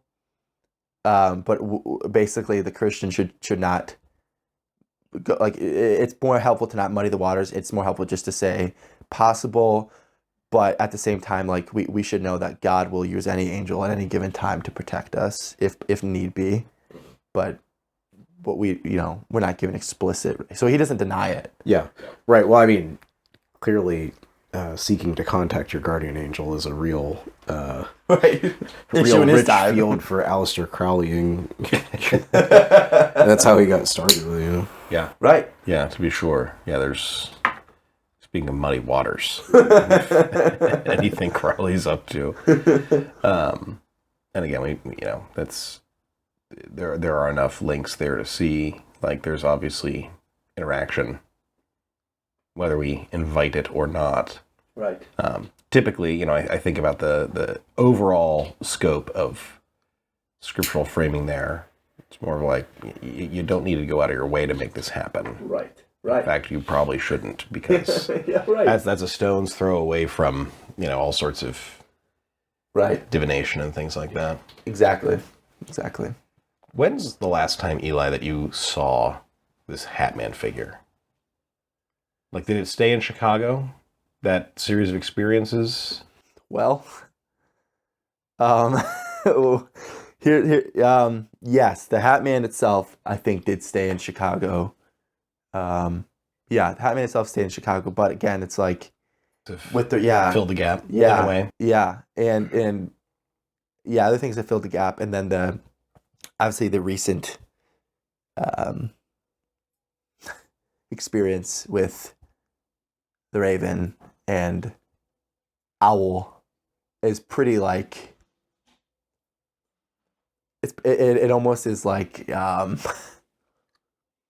almost kind of speaks almost for itself. Like, it just feels so like that same pointed like that same feeling, that same. But again, I didn't see the I didn't see the Hatman, but I saw a Raven multiple nights this week. Weird, but so your weirdness met my weirdness. The Raven and an owl. That's right, dude. We can have it tonight. Yeah. We started talking about an owl, and an owl starts. The barred owl was right on time. Yeah. Perfect. Neither late nor early. Right. Exactly what intended. Literally in the conversation about an owl, we hear an owl. I mean, Ward and I have made this observation before. You know, like even where we're sitting, we're not even 10 minutes from Cuyahoga Valley National Park, Right. which has its own storied history. Right. Are you familiar with like the Crest Jump and like Helltown? Have you heard of that before? Yes, I have. Right. I mean, shoot, that's like down the street from where you set up shop. Right. Right.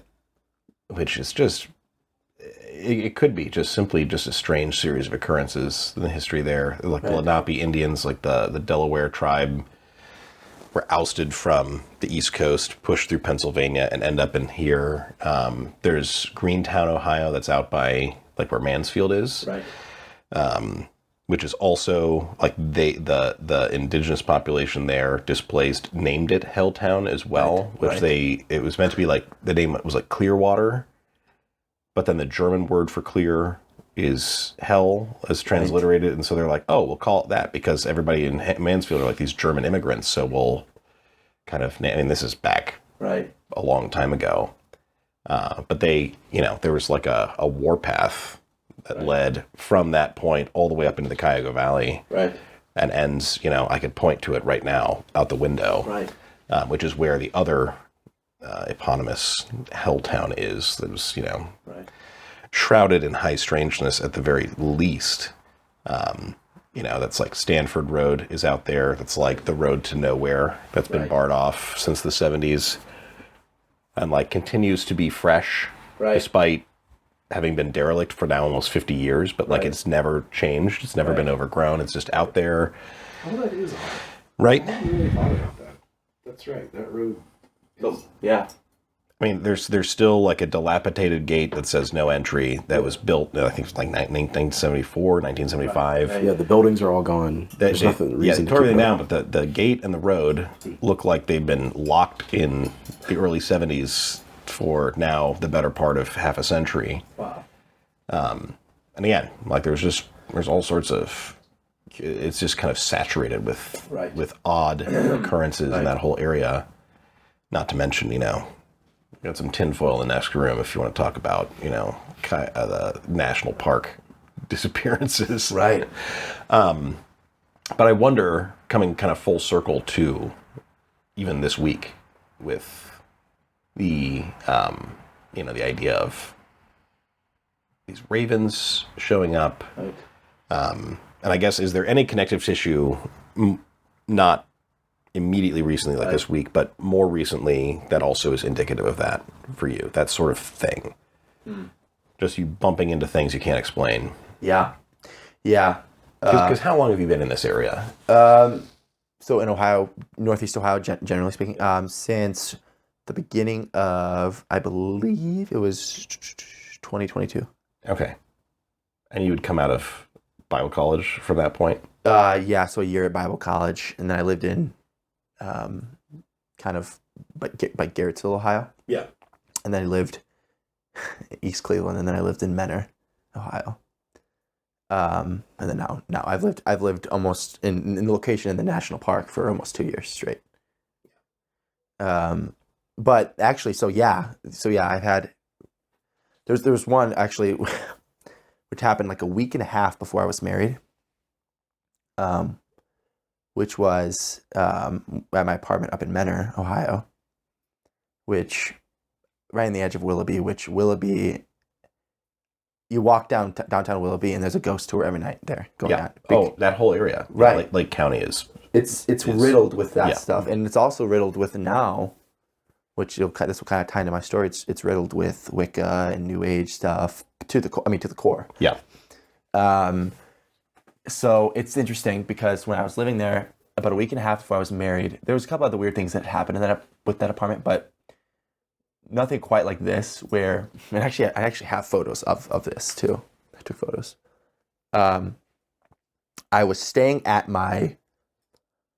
I was having dinner with my mother-in-law and my now mother-in-law and my now wife because that week and a half before a wedding, as you probably all know, is crazy. You're trying to make sure it's all executed right, and and it never ends up quite being executed right. But you laugh about it and you enjoy marriage. But so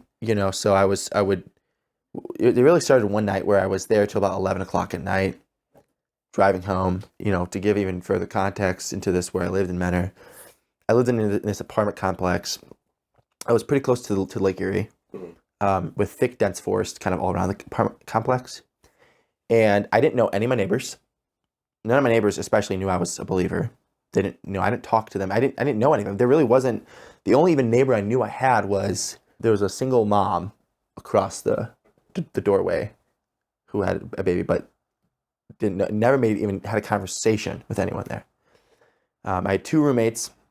One of my roommates had gotten married literally a month before me. And my other roommate was like, well, crap, my 2 roommates are getting married within like a month span. And so I need to find new roommates. And so he moved out. And so then my other roommate was obviously married now. So he's honeymooning, and I'm by myself at this apartment, 3-bedroom apartment. And so I'm coming home to it one night around 11 o'clock. And I get out of my car. It's a normal night, walking in. And as I open my apartment door, I'm on the 2nd floor. So you have to go up a little stairwell and then take a left. And as I open up my door, I open it, and there's like little like leaves and like branches that had been like torn apart. And I'm like, it's weird because these branches were pretty thin, but like it looked like whoever did it was like literally struggling with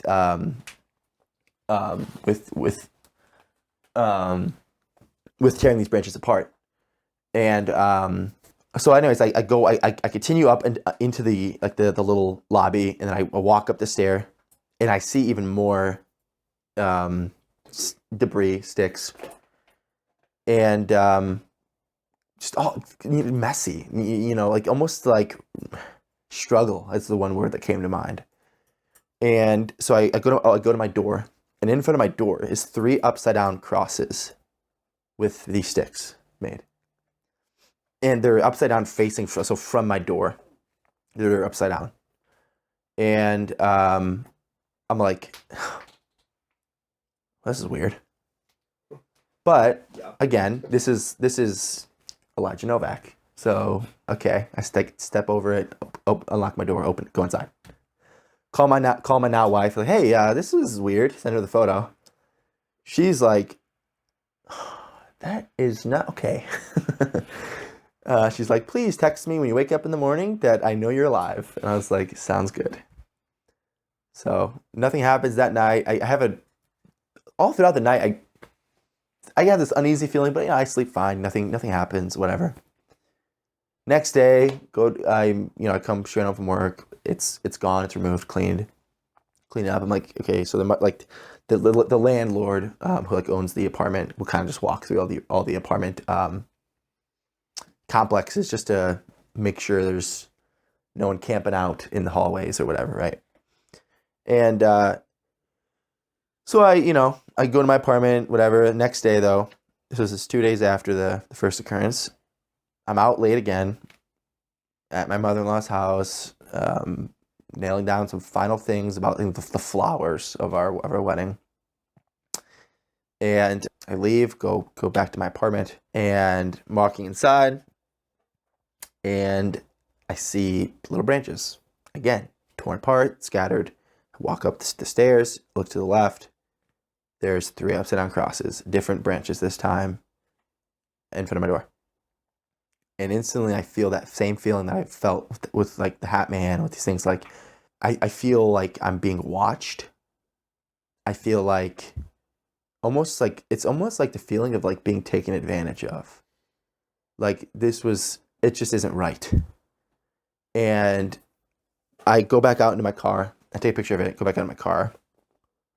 And I call my now wife, and I'm like, telling her what happened, show the photo. She's like, okay, you got to call the non-emergency line. This is stupid. This is ridiculous. You got to report this at least, and then call the landlord tomorrow. Tell him like this is ridiculous.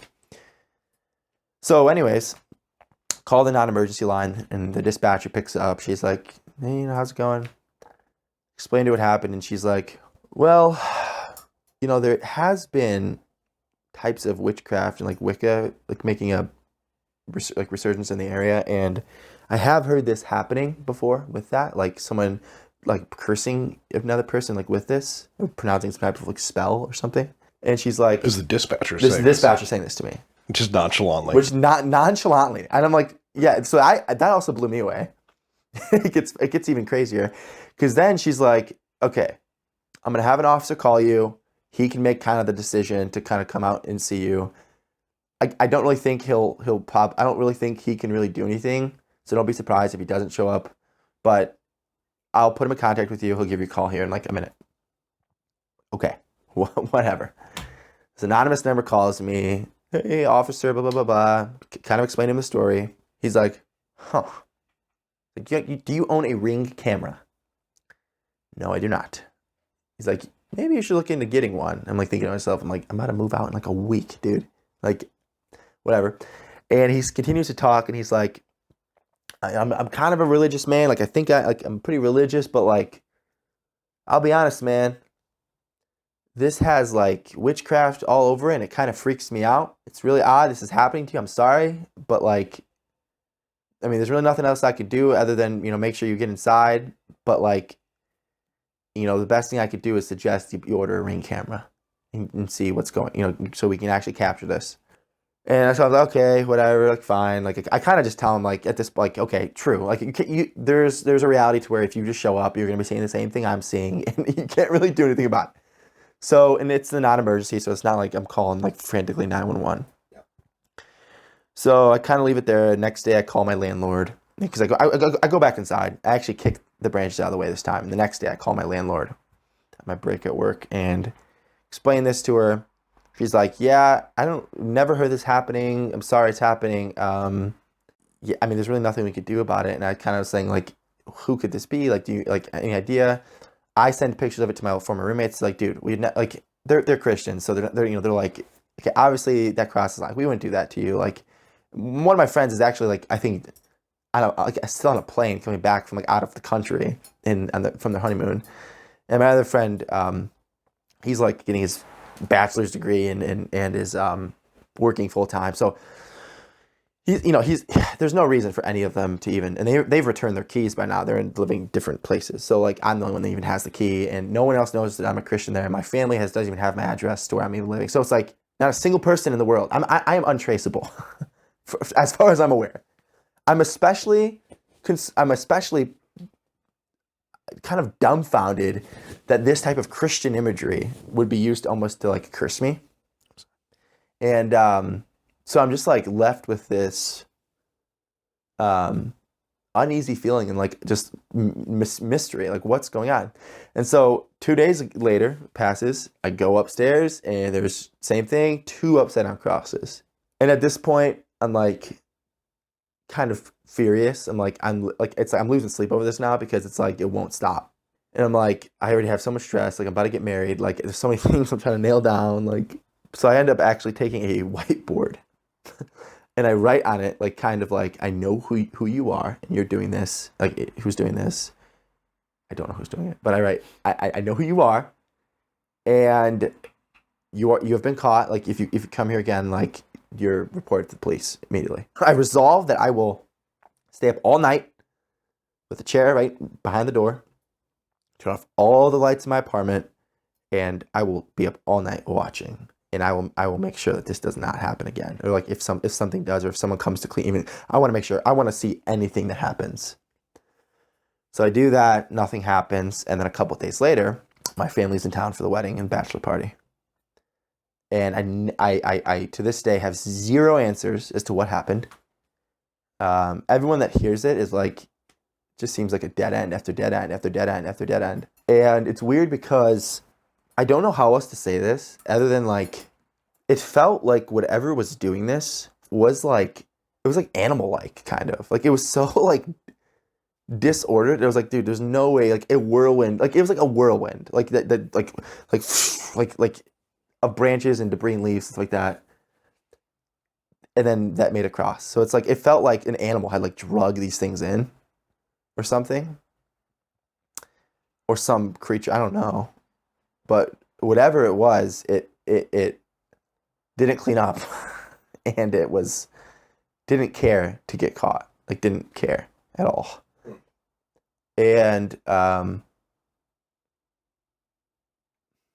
yeah, I don't know. There's other ways there's other experiences I had there that were kind of weird, but that was the real prominent one that to this day I have zero answers for. Don't really know. I called my landlord. I mean, the dispatcher gave me that answer, and it's kind of what I stuck with. I don't really have any other answers than that. It's kind of a dead end. But again, it's like it's something that encompasses the borderline of unnatural, unexplainable, possibly potentially paranormal, but then also using the natural world to accomplish that end. So you mentioned, the national park. You mentioned the history of the land in the Northeast Ohio area. And then the context for where Menor is and where Willoughby is. I mean, I know that those places are loaded with stories and accounts of weird things. So that's the most recent, I guess, of that kind of occurrence. Kirtland makes a nice little triangle there too. Oh, well, that's what I was thinking too, Ward. Yeah. Kirtland is right down the street. Maybe it was the Mormons who were doing it to you. Yeah. Man. We had some really weird time in Kirtland with the Mormons. Looking for melon heads. Yeah. It's for another I have heard that. story for another episode. Are they saying you had a big head? Looking for you. Just kidding. No. Kayla does, my wife says. That is weird though. I mean, that isn't like that's where like the Mormon like shrine, like that. Yep, Joseph Smith. The first temple was built there, and they had a giant apparently they all got super drunk, and apparently angels flooded the temple, and like multiple people claim to have witnessed angels coming down into the temple and going nuts. Yeah. Wow. It was Wow. Yeah. That's just Mormon things. Right. And it's weird. Like, what's so weird about things like this though is like the ability of the supernatural world, these elements to interact with the physical world. I guess it always perplexes me that like I would feel a cold hand waking me up. Right. That I would. There's physicality to it. Right. We've talked about that, how the idea of like a spirit world as entirely distinct from the physical world, and I don't think it's that way. I think it's just there are things that you're able to see and things you're able to not. The seen unseen distinction is much more helpful than physical quote spiritual quote. Yeah, I think we have every reason to believe that's an overlapping place. Yeah, when you look at all of the like angel appearances in scripture, they're just like they're men that show up. Right. Like when there's a revelation of an angel, like they're the crazy six-winged, full of eyes, that kind of thing. Right. But when they show up to man, it's people. Yeah. Right. Physicality is obvious. Like they eat, they drink, they wrestle. So. There's one occurrence that happened to me that kind of teetered both almost. I shared that story when I was in high school running track, and I was running to the campus, and I got caught in the alleyway with that. Yeah. So share that. Yeah, so this is an interesting example of kind of almost doing both. Like, I was a sophomore in high school. This is actually right around the time I came to know the Lord, like in a real tangible way, and started walking in accordance with His Word. I was running track. I ran the 400. They tried to make me run the 800, and I also pole vaulted in high school. And so I would run 4 miles we had a central campus that was just for freshmen because our school was so big. And it was 4 miles away from the east campus, which had our sophomores, juniors, and seniors. So I would run from the east campus to the central campus. And the central campus was like almost 200 years old. Like it was so old. Like, I mean, there's 100 haunting stories that happened at that campus. Like people swear, even teachers. But anyways, I'm out running one day and I have my Adidas app open because it tracks my mileage, it tracks my speed, like, you know, kind of helps me pattern, like, okay, am I actually getting, like, how many miles I'm actually running, kind of what's my pace. Because I was trying to get better at the 800 as well. So I was trying to do that distance conditioning. So anyways, I'm running, and it's kind of like an urban area. There's alleyways, you know, houses, and there's a crosswalk, and I'm running and I'm crossing this crosswalk. And there's this like really nice like white Cadillac car. Looks brand new. Like it looks like it literally had never been on the road before. And so I'm like running and like waved to say like thank you. And I was like, hey, nice car. Like kept running, right? Didn't think anything of it. And I keep running, and I have to pass through this alleyway to get to the campus, the central campus, which has like this sidewalk around it all. And so I keep running I'm finally in this alleyway now. And as I'm running, and I say this with the caveat, I'm not particularly like charismatic by any means, like of the word, I guess, as it's used today, I guess, like, sure. But as I'm running, I like the Lord, it like speaks to my heart, and like not as in like the clouds literally open up and angel descends and tells me, but like I feel like in my being the Lord like telling me like, Eli, stop and pick up a rock. And I'm like, I literally like I hear that, and I'm like, I kind of like keep running, but I'm like slowing down to like a walk. Keep walking. I hear it again. Like literally, like I feel like it feels like I literally hear like the Lord telling me like in my being, Eli, stop and pick up a rock. And I'm still like can't really believe that this is happening. I'm like, what's going on? And so I just continue to walk, and then I hear it the third time, Eli, stop and pick up a rock. And I literally audibly say, okay, Lord. I stop, I pick up this like sharp rock, and I tuck it in my hoodie. The second I do that, that same white Cadillac comes skirting around, speeding at me like at 60 miles an hour. Comes, almost tries to hit me. I jump out of the way. He pulls up, I like get up off the ground, and I'm like standing there, and you know, he rolls down the window, and I look in, I'm standing, and here is this like literally albino looking person with no pupils, like black eyes, and is looking at me, and is literally starts blaspheming God, starts cussing me, calling me every name under the sun, like literally cussing me out. And I'll let you in a little bit about my life. 3 weeks previously, like before like I had this experience, like dude, I would have pulled this guy out of the car and I would have fought him. Like that's the type of person I used to be. That's how my brothers was, that's how my dad was, it's how all his siblings were. My grandpa was a boxer, and so, you know, it's like that's the kind of person I was. That's what a Novak was. Novak's fight. And as this guy's doing this, I mean, he's like blaspheming God. He's calling me names like every cuss word you could think of. And I literally hear like the Lord say to me, Eli, be quiet. Do not say a word.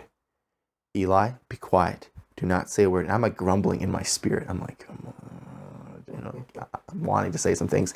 And I'm clenching this rock. And the next thing happens where he goes to reach in his, like for the car door to open the door. And I literally feel like the Lord telling me like, run. Like you need to run. And I just start booking it. Like I'm running like I had never run before. Like there's a dog chasing me. I'm sprinting as fast as I can out of this alleyway. I'm sprinting, like I don't know how long of a sprint this really was, but it was a long alleyway, and it finally took me to the campus, and I bolt in the doors. I'm like panting. I like go and like find the cafeteria, and pull out my phone. I'm like, I don't even know who to call or even to tell what just happened. And I pull up my Adidas app because it's the first thing that opens up when I open my phone. And the Adidas app had like completely tweaked out. It said I was running 80 miles an hour. It said that I was like, had like a heat constraint. Like it was like, you were like, it shut down in this exact alleyway. and then it came back on. It said I was running 80 miles an hour, and like all my PRs, like everything. And I'm like, what the heck went on? So I end up like I kept, so some of my buddies already were there. They had kind of started before, because I had to meet with my pole vaulting coach, but then they had kind of got ahead of me and were already at the campus. And I started telling them like what happens. I'm like, guys, can you please like run with me back to East so I could get there safely? They're like, dude, that is so weird. That's so crazy. Like, what the heck? I go tell my track coach. I go home for the day. And next day at school, I'm reporting to the school officer. School officer, Amir, in his room, he's a former Marine, and he's like, "You're on track, so really all I can tell you is to run." But he's like, "No, we'll put out a flyer to the school, like to parents, kind of email them, kind of letting them know what happened." And they didn't use my exact name. They just were like, "Student was running, blah blah blah, blah, this happened." So, but that in that instance, it feels like that teetered the line of like human and okay, you are like whatever you got going on, it's not real. Like you're like I don't know what's going on here with you, but like it looks like you got a lot. Like it literally looked like this person was like I don't even know like just not even real. Like but just utter evil. Just dressed up as a human. Yes, like I exact. It feels weird saying that, but it literally feels like this person was just dressed up human, like albino. Like I honestly like it was like, and like no pupils, and looking back at it, I think that God had told me to pick up that rock because I think that I don't know exactly what could have happened, what would have happened, but this guy was wanting to be violent with me, and thankfully God protected me in that moment. Even because I was not at a point in my sanctification yet where I mean, we can never in our own strength, but there's sanctifying things in the Christian life that happen when a believer's comes to faith, like immediately, like just sins that you once struggled gone. But there's some things that like still need to be worked through. In that aspect of my self-control, it was not there yet. And so I know that day God protected me from whatever that thing was. And yeah, I mean, I'm clueless to this day what truly happened. But like, again, it's just a weird occurrence that I don't have many answers for, other than I think the devil and his workers seek to destroy and seek to terrorize and confuse and disrupt. And yeah, the Lord protected me from whatever was going to happen that day. It's funny the number of things, bring this full circle back to Stephen King, the number of things that before I had any really even thought about these kinds of things being real, Stephen King's, in sort of the same way that Lewis did, King's like categories for things make sense now. And I don't know what he's smoking. I know he was Methodist as a, growing up, and there was a time in his life where he would have claimed that.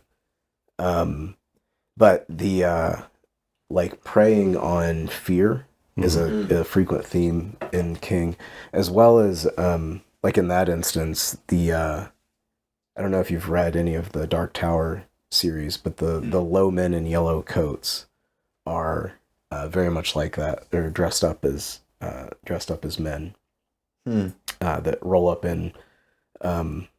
It's funny, they roll up in pristine cars that are out of date sometimes, and I mean it's pulled from the Men in Black ethos too. Right, and I had no the interesting thing is I had no concept of any of these stories. Yeah, at the time.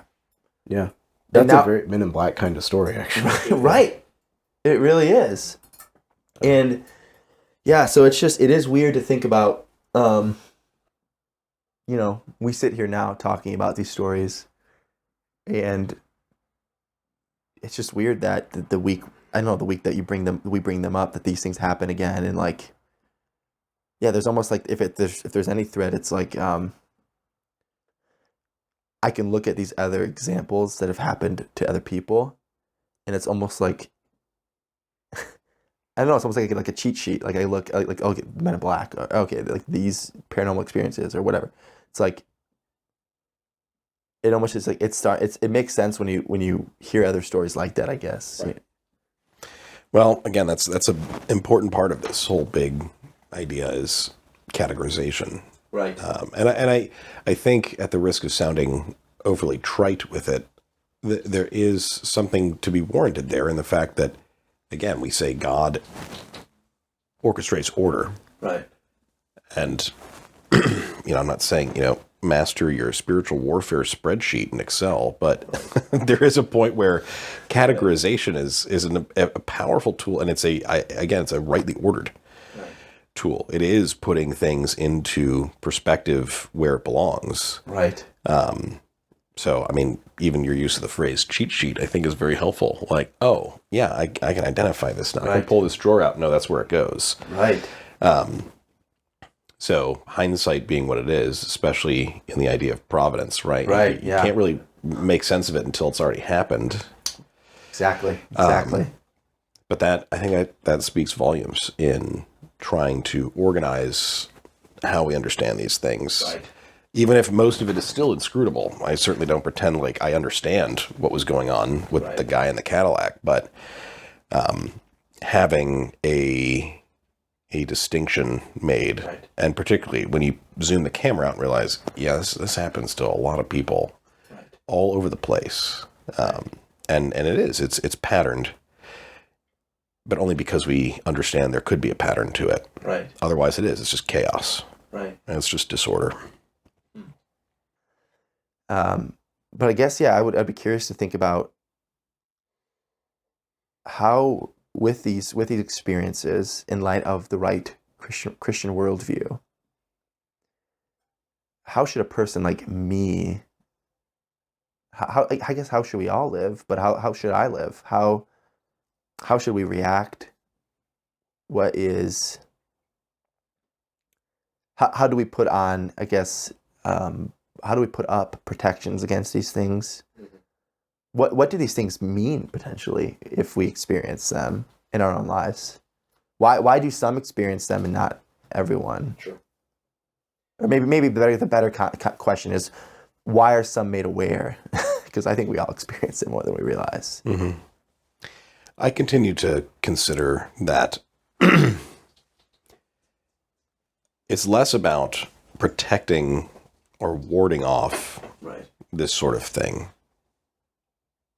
I think in many places in the history of the church, that has been attempted. And I just wonder, because if we go all the way back to the statement that gives great confidence that providence is everything below God, under his ordination, under his direction, including, ironically, the crooked and the bent and the evil things. Right. I mean, we're not dualists. It's not like Satan is the exact counterpart to Yahweh. He is a vastly subordinate created being. I mean, vastly superior to us, but not a free agent in the sense that he's flipping the script. Right. I mean, I do think he has free agency as we do. I mean, that's free will in all of the created order is a deliberate part of God's workmanship. Mm-hmm. But even that is subservient. Even if it is evil and malign, it is still ultimately serving something greater than itself, and it's good. Right. I mean, that's hard, but it's good. So I think I'd be remiss, Ward, if we, ever have an episode where I don't inevitably bring up the Puritans. But I think about how, go back to the great language of like the expulsive power of a new affection is, I forget if that's Thomas Manton or John Owen. I don't know. Just list enough of them and eventually I'll get it right. Right. One of the Johns, maybe. John Bunyan. Just John Puritan said this. But the idea of the expulsive power of a new affection, which can sometimes be taken to be like, well, as soon as Christ comes into your heart, everything goes out of it. Right. I mean, from a standpoint of supremacy, that's true. Right. But, Right. you know, I also think of both King Saul and his namesake, Paul, where in the Old Testament you've got the, you know, the tormenting spirit that was sent to Saul, and then Paul talking about the, you know, the spirit, the thorn in his flesh that he asked for God to take away, and it never went away. Which I'm not trying to say like, I hope you can rest at peace with the raven and, you know, the crone coming into your basement. Right. I'm not trying to sugarcoat that, but I wonder if the point is not, how do we make this stuff stop and go away, and how do we rightly approach it? Because it could very well be that it's not going to go away, and that maybe it's actually supposed to happen. Right. You know, we have the great moment from Luther, you know, where like Satan himself shows up at his bedside to accuse him of his sin. He's like, I'm baptized, get out of here. Right. It's not like he performed an exorcism rite at his bedside. Right. He's just like, dude, bruh, come on. We've been over this. Right. You want to come back tomorrow? I'm going to give you the same answer. Right. Which again, is not to make light in any way of this stuff, but I think that the answer I keep coming to and studying through this in a pastoral manner is the answer always is worship. Right. The answer is the ordinary means of grace. The Right. answer is, if, as you said, you know, so much of this is I think intended by design to drive you into isolation and away from the good things. Right. That's exactly what you shouldn't do. Whatever the opposite answer is, that's correct. Go back to church. Yeah. Amen. Worship. King. Take the sacrament. Listen under, Right. you know, the conscionable hearing of Scripture being preached. Yeah. Praise God. Confess your sin. Confess your faith. Right. And just keep doing it. Right. You know, there's for every typical way that people have kept time, Right. it comes down to a week that repeats. Right. And so we repeat what we do. And we have to be driven back there. Which is, again, I don't want to knock valid and well thought out approaches to dispel this sort of thing. But at the end of the day, and at the risk of maybe sounding like a cop-out answer, I just wonder if that's even the point. Right. Right. You think about even the life of Christians in the church. This is not uncommon. Right. It's not even uncommon in the past 100 years. We have accounts of Christians experiencing similar things. But I was talking to a friend recently about when Christ goes into the wilderness and what the wilderness meant to the audience who was first hearing this New Testament in the life of Christ. And the wilderness was always portrayed as this den of jackals, this place of owls, as we talked about. And Isaiah, the prophets talk about it like that. All the unclean things. Right, and this is where they go. Territory. But actually, one of the Hebrew words that I think you guys may have talked about this before was this even the desert, the wastelands were home to this goated like demon, this goated like a spirit that the Jews knew of. I forget the exact Hebrew word. Yeah. Right, Zazel. And it's interesting because you read the New Testament and Jesus, he goes out to the wilderness with the animals, we're told. And then 40 days, 40 nights, he's praying, fasting. And then the chief demon, the chief evil, Satan comes to our Lord and tempts him. And it's interesting because we share in the life of Christ. We've been baptized into one body. And so we, as the members of the church, when one member suffers, we all suffer. We suffer together, for we're one body. And as a Christian, we live that cruciformed life. Our sufferings are actually transformed by the resurrection. They're transformed by the life and ministry and work of Christ. And that also means that we partake, not only, if we're to partake in his glory, what? We're to partake in his sufferings as well. Yeah. And part of that may literally look like, in a sense, God uses you to in a particular sense to go. He uses you to go through these things and in the end triumph over them, but through ordinary means. Right. Jesus, fasting and prayer. Right. He uses God. The devil uses God's word. Jesus doesn't quote some, Greek. He quotes the scripture back to him, so that just really resonates with me as well. I think, that what you kind of shared. It makes me think too, right? All the temptations that Satan gives to Christ are like, hey, cheat your way out of this one. Right. Use your God powers. Yeah, get out of here. Go eat. Here, bread. You want bread? Eat it. I know you can make it. Right. I know you can do that. I know you can save yourself. Just snap your fingers. Jesus, make it happen. But that's a great point, Eli, that it's the ordinary. Right. It's the mundane. Right. I think the mundane is vastly underrated. It really is. That's the stuff. That's the ticket. Right. Yeah. I think anything that you do over time, we don't think of time as a tool, but it really, I think of this in light of like nutrition or weightlifting or training in any way. You're really, the thing that you do today, like the thing you do one instance of, is almost irrelevant. Right. But when you apply time to it and you multiply it over years, then things actually happen. And so I think a lot of every instance of encounter with something like that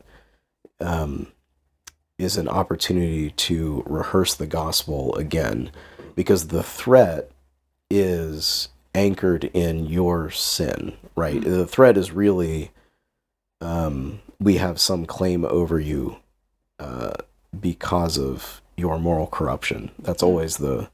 Right. Every time it's happened to me, that's the thing. And so it's an opportunity every time to, like with Luther, to rehearse the gospel over again to yourself and rely on it.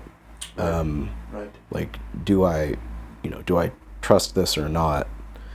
It's like every time I fly, like every time the plane takes off, you have to examine myself much more. I know that my Redeemer lives. Yeah. Yeah. Fasten your seatbelt. Right. Yeah. Nowadays. Yeah. Right. So I think that's what covenant renewal liturgy is every week is that. But I think these are opportunities. Seeing even persistent struggles with sin in that way, that what's the point of struggling with this? Like, God, you could kill me and we don't have to do this anymore. I could never sin again. But the point is that struggle itself is a means by which God is sanctifying you, forcing you to rehearse the gospel again and again and again, to repent again and again and again. So, right.